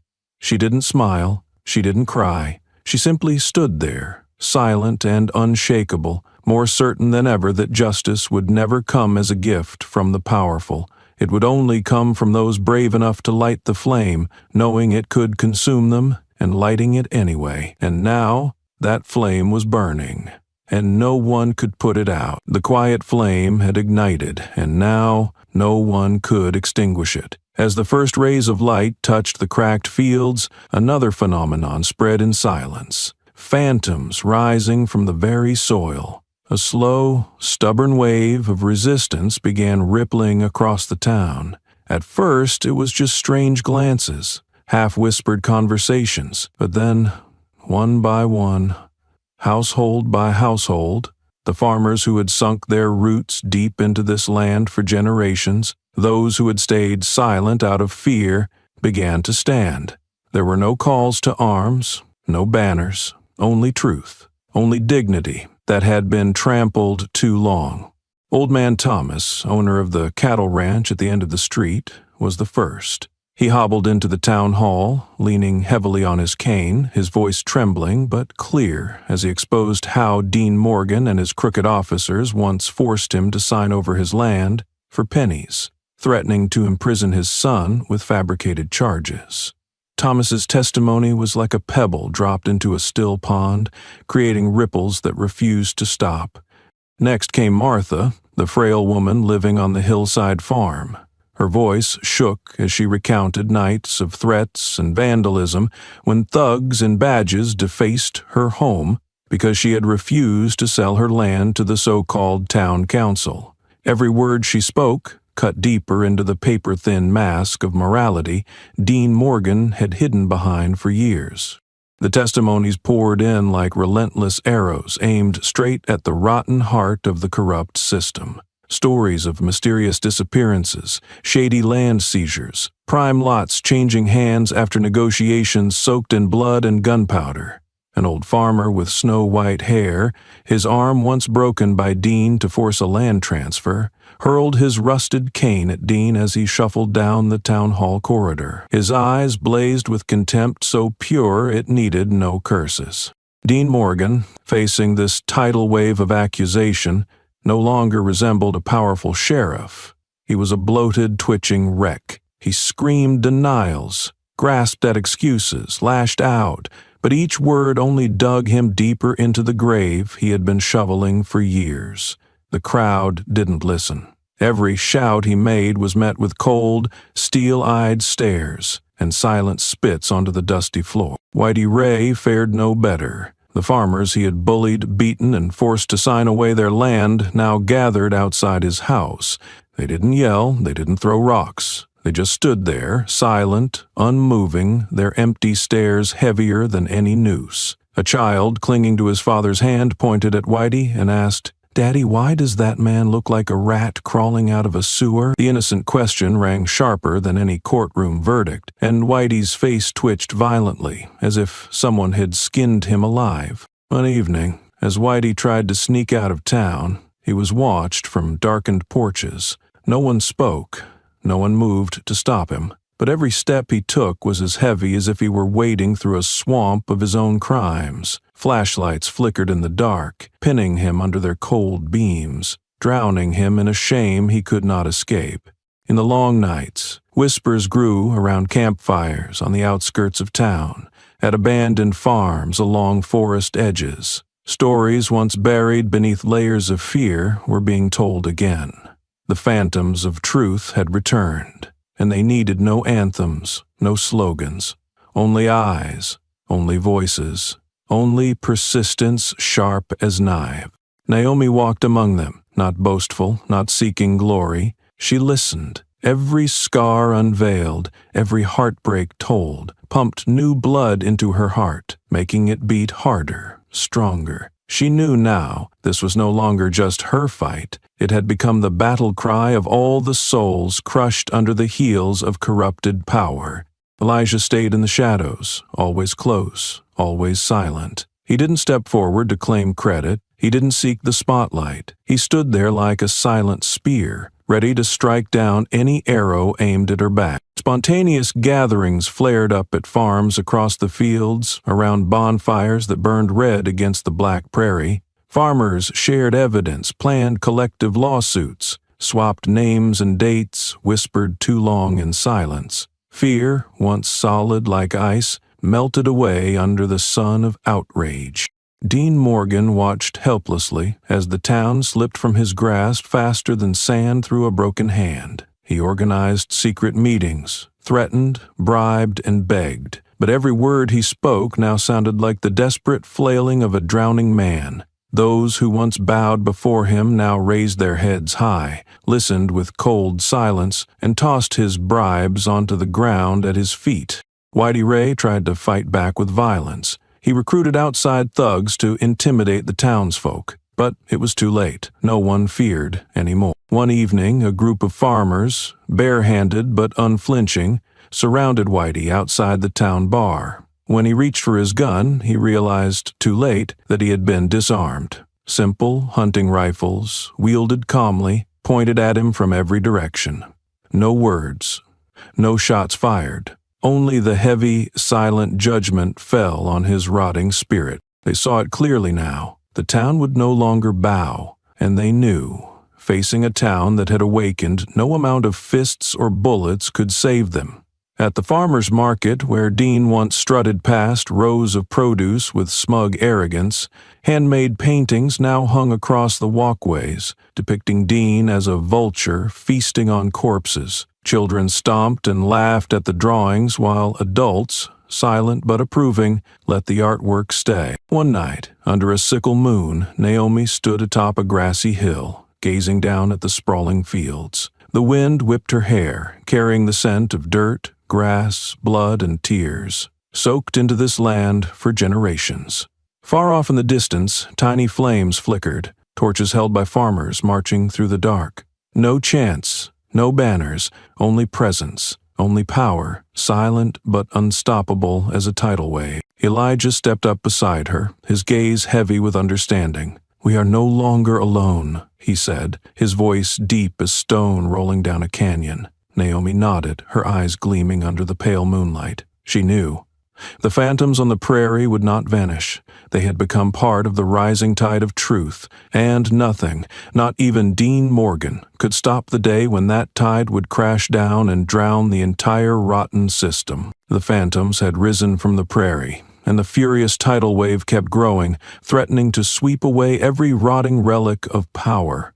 Dean Morgan knew this better than anyone. In his final desperation, he decided to play his last, dirtiest card, to bargain with filthy money. That afternoon, as the last rays of sun dragged long, sickly yellow streaks across the cracked ground, a pitch-black SUV pulled quietly up to the gate of Naomi's farm. Dust churned into the air, thick and choking, like a warning of a poisonous storm.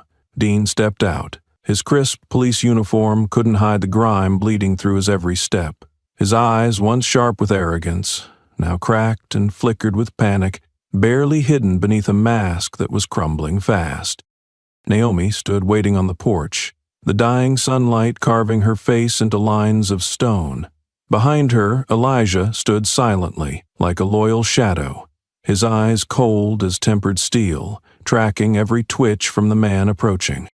Dean trudged closer, every footfall sounding like it crushed whatever scraps of dignity he had left. When only a few steps remained between them, he stopped. His face contorted into a pathetic attempt at a smile, twisted, broken, like a cracked mask slipping from a charlatan's face. "We need to talk," Dean croaked. Naomi crossed her arms, her gaze slicing through him like a razor. "About what? About land, about blood, or about the lies you've smeared across this town?"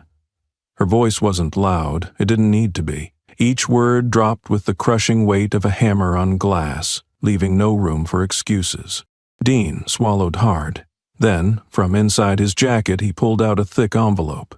He dangled it between two fingers like a sleazy street merchant hawking stolen goods. An offer. A generous one. All you have to do is sign the deed over, walk away with your daughter, start fresh, anywhere you like. Naomi stared at the envelope as if it were a venomous snake flicking its tongue at the air. She didn't move. She didn't blink. Behind her, Elijah's shoulder muscles tensed slightly, his hands curling loosely into fists ready to snap any treachery in half. Dean's forced smile wavered, cracked, and began to tremble. "You have to understand, Naomi," he pleaded. "You can't win. This town isn't made for people who fight the system. The more you resist, the more you'll hurt yourself, hurt your little girl." Naomi's lips curled into a smile colder than the wind over the barren fields. "System? You call your blood-soaked backroom deals a system?" Dean's knuckles whitened around the envelope. His voice dropped to a harsh hiss. "Don't be stupid, Naomi. Don't turn yourself into a target. You can be safe. Your daughter can be safe. All it takes is one signature." From a distance, townsfolk began to gather, their gazes drawn silently toward the house. They said nothing. They didn't need to. An old woman leaned on her cane at the side of the road and spat into the dust where Dean stood. A group of young men lounged against a pickup, arms crossed, their stares sharp and dangerous, as if waiting for the slightest excuse to sweep the filth away. Dean realized he was surrounded, not by guns, but by pure, raw contempt. Behind him, a few children clustered by the fence, hurling stones. The pebbles, they didn't have to. Each stone marked another brand, burned into the carcass of his pride. Dean shivered, for the first time in his life, feeling cold under the merciless sun of a town that had once worshipped him.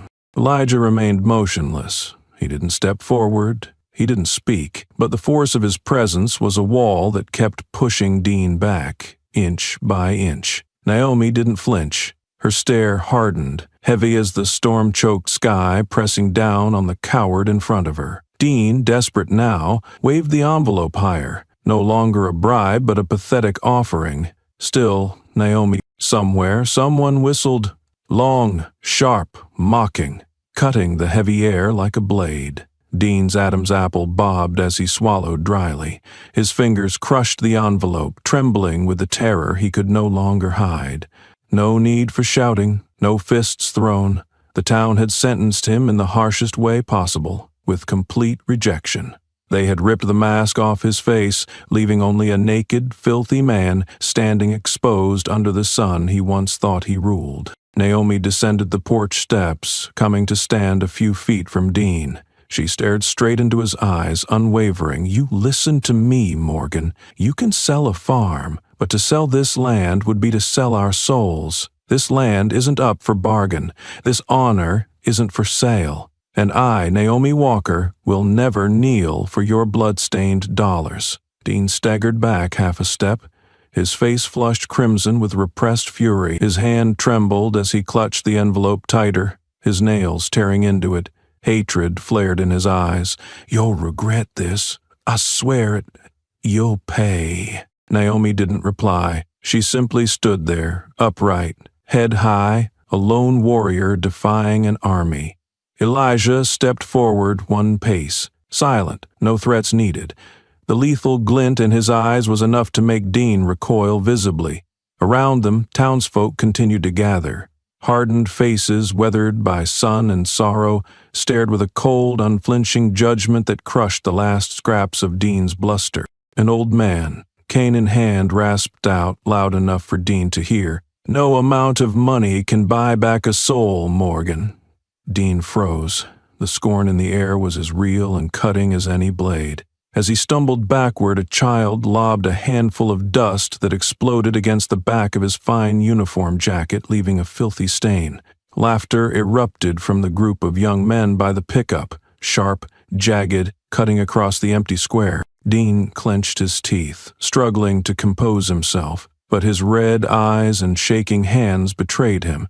He spun on his heel, staggering toward the SUV.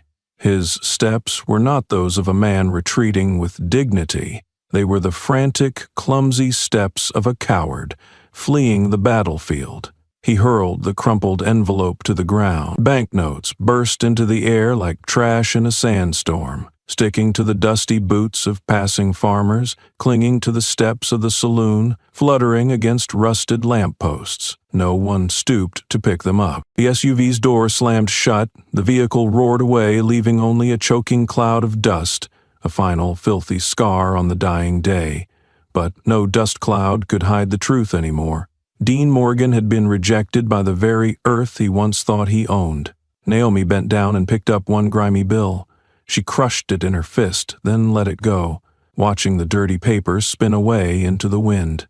Elijah stood beside her, quiet pride glinting in his eyes. He knew it then. When Naomi rejected the invitation to sell her soul, she had truly crossed into the ranks of the immortal. No one could ever buy the soul of someone who had chosen freedom. And from the far-off prairie, the wind blew again, carrying the whispers that would never be silenced. The whispers of those who had never bowed, the vow that this fight would only end when justice was carved into every blade of grass, every inch of soil, every drop of blood spilled onto this land. After Naomi's unwavering rejection of Dean Morgan's filthy offer, she and Elijah knew they had cornered him. But Elijah also understood something else. Men like Dean never went quietly. Cornered, they would claw, bite, and lash out with every rotten ounce of power they had left. That's why Elijah decided it was time to summon their most powerful weapon, a friend from the darkness. That night, while the town drifted into a restless, distrustful sleep, an old dust-covered pickup truck rolled silently through the gates of Naomi's farm. No headlights, no unnecessary noise, only the heavy presence of a declaration made in silence. From the truck emerged a short, broad-shouldered man, his figure swallowed by a battered leather jacket, his face obscured by shadow, save for the gleam of razor-sharp eyes. He walked straight toward Elijah, no greetings, no wasted words. His calloused hand extended for a firm handshake, short, brutal, carrying the weight of 1,000 things unsaid. "I'm here," he rasped, his voice rough as stones grinding over gravel. Elijah nodded slowly, a cold glint flashing in his eye. Time to rip off every rotten veil. The man was Marcus Lane, Elijah's former comrade from the Federal Special Investigations Unit, a grizzled wolf who had stalked battlefields far from the public eye, who had tasted the blood, betrayal, and brutal victories that only the deepest shadows could offer. Marcus wasn't a hero, he wasn't a savior. He was a hunter who carved justice from darkness with bloodied hands. Walking. For 3 nights straight, the lights inside Naomi's little farmhouse never went out. Inside, Elijah and Marcus sifted through every piece of evidence Naomi had gathered alone over months of bitter resistance. Old papers, land deeds, shady bank statements, faded minutes from secret council meetings, and slowly they assembled a grotesque mosaic, a web of corruption choking the town, from root to crown. Dean Morgan was just the puppet. The real rot ran deeper. Businessmen, local officials, even bankers, all tied into a machine of greed, sucking the land dry to line their pockets. Marcus flipped through the files, his eyes narrowing like blades. This cesspool runs deeper than I thought. If we only take down Dean, we'll barely scratch the surface. Elijah sat quietly, fingers tapping a slow rhythm on the battered table. He knew Marcus was right, but he also knew rip out Dean and the whole rotted structure would collapse under its own weight. The plan formed?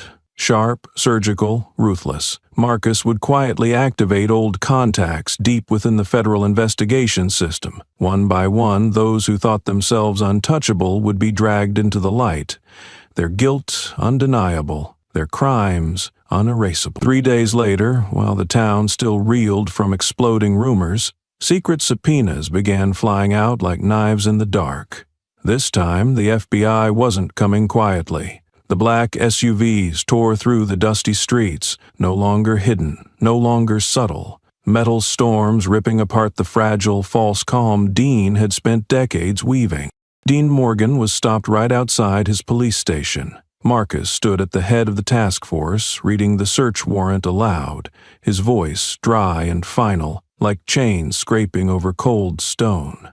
Dean howled. He punched at the air, screamed threats, and roared curses. No one listened.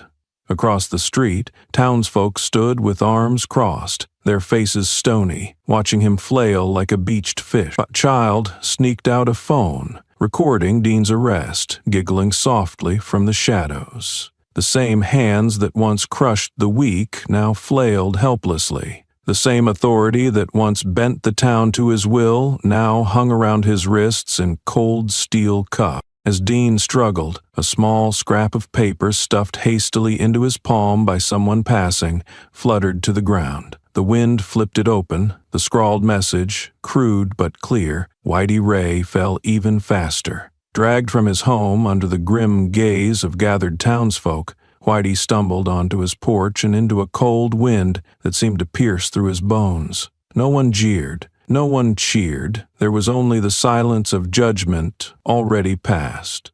A young mother clutched her child close, her eyes boring into Whitey's soul with an icy contempt that stripped him naked. An old man, cane in hand, slowly gave a thumbs-down gesture, the quiet signal of a sentence carried out without mercy. The metallic snap of cuffs locking around Whitey's wrists cracked through the heavy air. The crowd didn't move. They didn't need to. Justice, at long last, was dragging the wicked into the open. Marcus Lane showed no mercy. He traced every hidden signature, unearthed every secret bank account, and ripped apart every closed-door deal. Each document, each testimony was another noose tightening around Dean and his circle. Naomi watched from afar. She didn't need to interfere. This was the work of men like Elijah and Marcus, the men who wielded cold steel to reclaim justice for the crushed and forgotten. When night fell and the police station's lights burned through the dark, struggling to process endless interrogations, Naomi stood atop the ridge, looking down over the town. Inside her, there was no exultation, no satisfaction, only a deep, simple peace, the kind that follows a storm too long endured. She knew the battle wasn't truly over, but thanks to friends from the darkness like Marcus, thanks to warriors like Elijah, the cracks in the rotted wall had begun to blaze with light, and nothing could stop it now. Today marked the opening of the biggest trial in the town's history, and this time the doors were open to everyone. The courthouse was packed to the rafters.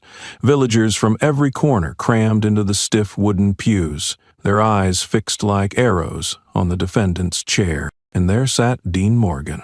The man who once crowned himself the town's god, slumped over, his faded police uniform clinging to him like tattered armor, unable to shield him from the searing shame that burned through his skin. Beside him, Whitey Ray fared no better. He shrank into himself, looking more like a sewer rat dragged into daylight than the sneering bully the town once knew. No arrogance remained, no defiant smirk, only trembling, raw, and exposed. The judge, an old man whose eyes still gleamed sharp as a blade, slammed his gavel down. "The court is now in session." His voice cracked like thunder, echoing off the walls and pounding against the breathless chests of the crowd. Naomi rose from the front row. She moved slowly toward the witness stand, her shoulders straight, her gaze unflinching. Each step sounded like a hammer blow pounding a vow into the earth. The courtroom fell utterly silent. Only the steady rhythm of Naomi's boots against the wooden floor could be heard. "Raise your hand to swear," the clerk intoned. Naomi placed her hand on the battered old Bible. Her voice rang out, low, steady, absolute. "I, Naomi Walker, swear to tell the truth, the whole truth and nothing but the truth." And she began to speak, not with flowery words, not with tearful pleas, but with raw, unvarnished truth. Stones glittering under the noonday sun. She told of the nights hunted like prey, of the shattered fences, of the shard of glass slicing her little daughter's forehead. She told of Whitey Ray kicking over the goat pen, of the cold gunshot that killed a newborn kid in the dark. No one breathed. The entire room froze solid, save for Naomi's voice carving through the air, each word a hammer crashing down on Dean Morgan's rotted fortress. Dean snapped his head up, his eyes blazing. He barked a laugh, his voice hoarse with venom. "Nice fairy tales, Walker. You missed your calling. You should have been an actress." But no one laughed, not one soul. Every pair of eyes locked onto Dean, sharp as spear points, stripped of all trust, all mercy. The silence pressed down around him, heavier than chains, squeezing every breath from his lungs. The prosecutor stepped in next, hammering Dean and Whitey against the wall with undeniable evidence. Secret contracts, laundered money transfers, consistent testimonies from multiple witnesses. Marcus Lane, the friend from the dark, quietly presented every detail, his voice dry, precise, merciless. Each document, each surveillance photo, each damning bank record. Another strip torn from Dean's facade, leaving him naked before the town he once ruled by fear. Dean flailed. He roared accusations, blamed his subordinates, blamed Naomi, and blamed the very town itself. His howls of rage echoed hollowly through the courtroom, the desperate screams of a trapped, dying animal. A woman near the back clutched her mouth, gagging softly, unable to stomach the stench of Dean's pathetic self-justifications. Whitey Ray broke first. Dragged into testifying against Dean in a savage, tactical move, he crumbled under the weight of fear. Tears smeared across his filthy face as he confessed, voice shaking, words spilling like knives out of his mouth, each cutting deeper into the rotting body of their conspiracy. He spoke of forced evictions in the dead of night, of bribes slipped under the table, of fists and guns used to silence farmers and mothers alike. When Whitey finally admitted they had faked evidence to steal Naomi's land, a deep, furious growl rose from the back of the room. A man had to be restrained by officers, but his eyes, and the eyes of dozens more, burned into Dean and Whitey like flames. The last masks fell. No pity remained, only disgust. Some turned away, not from compassion, but because they could no longer stomach the sight of decay exposed so brutally. Naomi didn't smile. She didn't celebrate. She simply stood there, a lone mountain battered by the storm, bearing witness to justice clawing its way up from the rubble. Elijah remained by her side, silent, a living shadow, but his eyes blazed sharper than ever, ready to sweep away whatever filth still dared linger. When the jury returned, the entire room held its breath. Nobody moved. The creak of chairs, the scrape of shoes across wood, every tiny sound rang out like a gunshot in the taut silence. The jury foreman stood, voice cutting clean and sure through the tension. "We find Dean Morgan and Whitey Ray guilty on all charges." At first, a few hesitant claps, then a thunderous roar of applause that shook the courthouse, louder than any storm, fiercer than any rain. Dean Morgan was handcuffed on the spot, his glare seared into Naomi, burning with pure, unrepentant hatred. But Naomi didn't flinch. She looked him dead in the eye, not with anger, but with a cold, implacable calm, the kind of gaze that belongs to those who have nothing left to lose but the truth. As Dean was dragged away, Naomi remained standing, a living torch, unbowed, unbreakable. Behind her, Elijah stepped forward, silent but resolute, the embodiment of loyalty carved in flesh and bone. That day it wasn't just Dean Morgan who was condemned. It was an entire system of rot and lies, cracking, splintering, and beginning to collapse under its own filthy weight. And at the center of the rubble stood Naomi Walker, living proof that courage, perseverance, and an unbending demand for justice could never, ever be bought. When the final applause dissolved into the dusty, memory-laden air, when the courthouse doors slammed shut with a dry, resounding thud, like sealing the tomb of a dark era, Naomi stepped out under the open sky, where the sunlight blazed with a brilliance it had never known before. The heavy atmosphere that had suffocated the town for years seemed to split open in an instant, scattering like shattered glass, returning to the people their first true breaths after so long in chains. Naomi stood still in the courthouse yard. Ellie clung to her chest, her soft, tousled hair catching the breeze.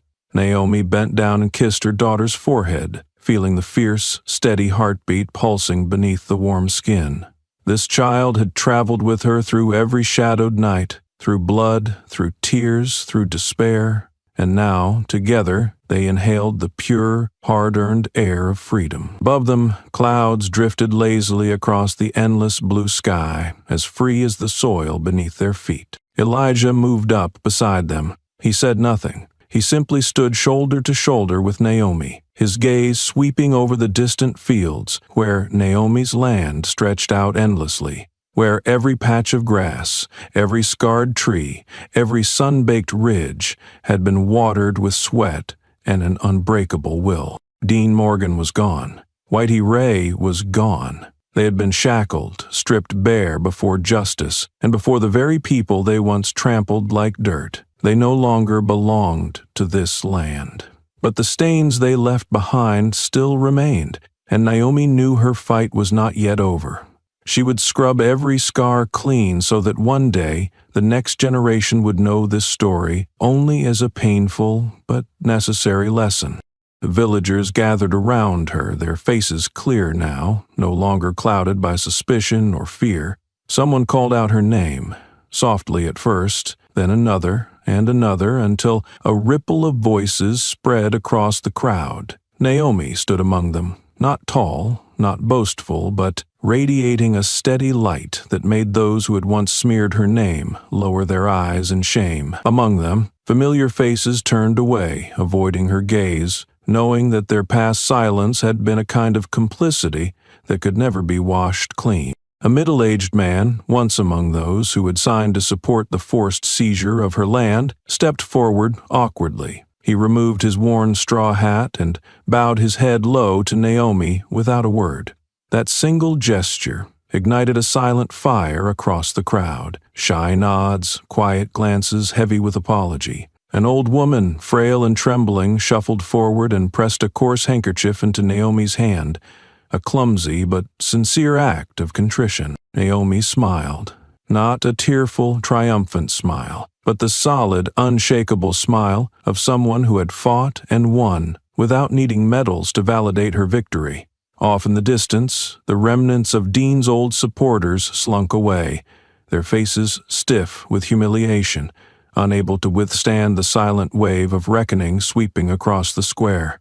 Someone muttered, almost too low to catch, "They're nothing but trash." The words drifted away like a gust of wind, but the cut it left behind on their pride was deep and permanent. As the sun dipped low, Naomi took Ellie's hand and started home. The little girl's tiny fingers gripped Naomi's calloused ones tightly, a silent bridge between generations, forged through blood and struggle. Behind them, a few townsfolk followed, not crowding, not intruding, simply there, their presence forming an unspoken wall of protection. The old wooden gate creaked open.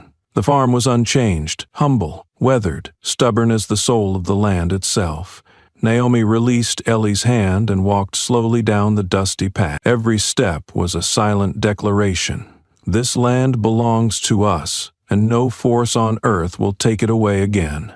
She reached out and rested her palm against the thick bark of the ancient oak tree standing in the yard. She felt the deep grooves, the rough texture. Marks of storm survived, of time endured, and the tree stood there still, proud and unbowed. Ellie's laughter rang out across the twilight fields, clear and pure as the last rays of sunlight piercing the thin veil of dust. Naomi moved to the clearing before the house, the battlefield of their long struggle, where blood and tears had once soaked the soil. No shouts of violence echoed now. Only the soft murmur of the evening breeze sang an unspoken hymn of victory. Naomi knelt, digging her fingers into the dry earth, lifting a handful of dirt as if cradling both memory and future together. She closed her eyes. She smelled the dry grass, the dust, the faint trace of blood and sweat woven together into the scent of truth, the scent of a victory no one could ever steal. Elijah stood a few steps behind her, his shadow long and steady against the dirt. He said nothing. He didn't need to. His presence alone was a vow. He would stand here, guarding this place, guarding this woman, against anything that dared to come. Naomi lifted her head and looked out toward the endless horizon. Her heart was no longer weighed down with fear. It beat steadily, strongly, like the very heartbeat of the land beneath her boot. From this moment forward, she would never bow her head to anyone again, never flinch at a knock in the dark, never lose sleep over footsteps outside her door. She had stood, she had fought, and she had won back the sacred right, the right to live free on her own land. As the sun finally sank below the horizon, bleeding the sky a deep crimson red, Naomi gathered Ellie into her arms. Mother and daughter sat together on the porch, gazing out over the vast fields where the first winds of freedom had begun to blow. Cool, sure, and full of promise. No need for grand speeches, no need for declarations carved in stone, just the quiet, defiant presence of a woman and her daughter, seated on soil soaked with blood, with tears, and now, at last, with the golden light of freedom. The sky the next morning wore a strangely pure blue, as if even nature could sense the silent change spreading through every fiber of the town's soil. Naomi stood on the worn steps, her eyes following the first rays of sunlight spilling across the vast fields. There were no longer screams from the darkness, no more stealthy footsteps prowling in the night, only the silence of a hard-won bloody, but rightful, victory remained. Meanwhile, at the old sheriff's office, change had begun its own course. Dean Morgan had been hauled away, chains dragging across the filthy floor he once imagined as his throne. His badge, a piece of metal once used to shield corruption, now lay abandoned on the desk, no longer gleaming with counterfeit authority, but reduced to a cold, lifeless relic. Elijah stepped into the office, his gaze sweeping across the faded walls and the chaos of scattered files. He walked straight to the large desk at the center of the room, where a young interim officer stood stiffly, carrying the crushing weight of history on his narrow shoulders. Without a word, Elijah picked up Dean Morgan's discarded badge, turning it in his hand as if weighing the burden of the past. Around him, the few remaining officers exchanged uneasy glances. Some quietly unpinned their insignias and threw them into a corner, as if trying to cast off the grime that had clung to them. A few loose papers caught by the wind fluttered across the empty chairs, like indictments left unfinished by a fallen era. Elijah placed the badge down on the desk, the sharp clink of metal echoing through the room like a final sentence. He lifted his head, locking his cold gaze onto the young officer, his voice low but cutting like a blade. "Remember this. Power exists to serve, not to be seized." The air seemed to freeze. The young man swallowed hard, his hands clenched rigidly at his sides, his eyes red, not clear whether from emotion or pressure. He nodded, a heavy, solemn nod, as if accepting an oath he could never undo. Outside the office, a handful of townsfolk gathered, not to shout, not to protest, but simply to stand as silent witnesses to change. An elderly woman pulled an old photograph from her pocket and raised it high. The picture captured her young husband being wrongfully arrested by Dean Morgan. No one needed an explanation. No one needed to scream. Their presence alone suffocated the villain with a contempt far heavier than any prison could offer. At the back of the building, someone struck the old police sign with a hammer. The bolts came loose and the sign crashed to the ground with a heavy, mournful thud. Shards scattered across the stone steps, blending into the dust, a brutal reminder that beneath all the polished varnish, rot had been festering beyond repair. Elijah did not turn back, but he knew each sound, each breath, was part of a funeral dirge, bidding farewell to a rotten dynasty. Elijah walked away, his firm steps pressing into the dusty floor, leaving behind not just physical prints but a living declaration. From this day forward, this town must learn to exist in the light, even if it meant bleeding from wounds yet unhealed. Outside, Naomi still stood silently, the wind tossing her dark brown hair, sweeping over the golden fields ablaze under the sun, carrying with it the undying whispers of freedom. She knew this victory had come at a cost. Sleepless nights, spilled blood, and scars within that no words could ever soothe. Yet she also knew that, given the choice, she would not hesitate. This land, every inch, every blade of grass, every speck of dust, stood as witness to all they had sacrificed. And it would be this land that would nourish the next generation, teaching them that freedom is never free, that some things are worth rising for, fighting for, bleeding for if needed. As the evening shadows stretched long across the distant hills, Naomi led Ellie on a walk around the farm. The child chirped about dreams filled with sunlight, about herds of baby goats leaping through the meadows. Naomi smiled, her heart swelling with a simple peace she once thought she had lost forever. Elijah walked beside them, a steady shadow that never strayed. In his hand, the old, worn gun rested quietly, a silent reminder that peace must always be defended with strength, that justice is not something to hang on a wall like a painting, but something to be upheld every single day. And when the sun finally sank, setting the sky ablaze in a fiery red, Naomi stood atop the hill, gazing down upon the peaceful valley.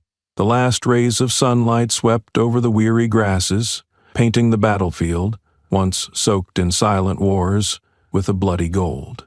Below, a few broken figures trudged away from the abandoned sheriff's office, the very men who once bowed to Dean Morgan, now skulking away like guilty shadows, fleeing from the town that once lifted them up. A child stood by the roadside, coldly hurling a rock at the back of one of the disgraced officers.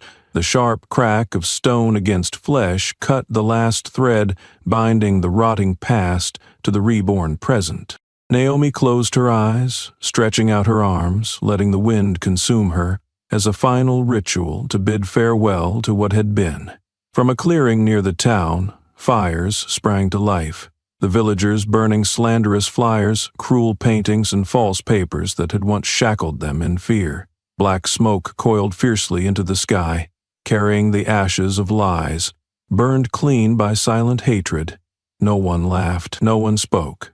Only the crackle of fire and the whistle of wind through broken rooftops filled the night, the broken remains of those who had once ruled this land. In that moment she was no longer Naomi. The woman who once trembled, clutching her child in the dark, who once knelt before violence and greed. She was Naomi Walker, the woman who stood, who fought, who reclaimed her freedom with her own hands. And at that very moment, from beneath the hill, the battered SUV carrying Whitey Ray sped off like a filthy gray streak, the windshield splintered with cracks from the stones hurled by the town's children. No one stopped them. No one scolded. The town had chosen to answer betrayal with open scorn, letting them leave in ultimate disgrace. From somewhere far away, through the dry, rustling fields, it seemed as though the whispers of fallen souls echoed back, whispers that would never fade. Freedom always comes at a price, but it is a price worth paying. Naomi opened her eyes, blazing bright like fire. Beneath the dying sunset, the ancient oaks seemed to clap their hands for the rebirth of a land once trampled, each patch of earth trembling softly beneath her feet, recording the price she and so many others had paid for this day. She tightened her grip on Ellie's hand, her eyes set firmly on the future. A future she had won with her own hands, a future she would leave for her daughter and for every child of this land. A world where the light would never be extinguished. My dear friend, if you have journeyed alongside Naomi through all of this, I believe you have felt the smoldering fire in her heart, and perhaps within your own as well. Freedom, justice, courage, all those towering ideals begin with very small choices. The decision to rise, to speak, to believe in light, even when surrounded only by darkness.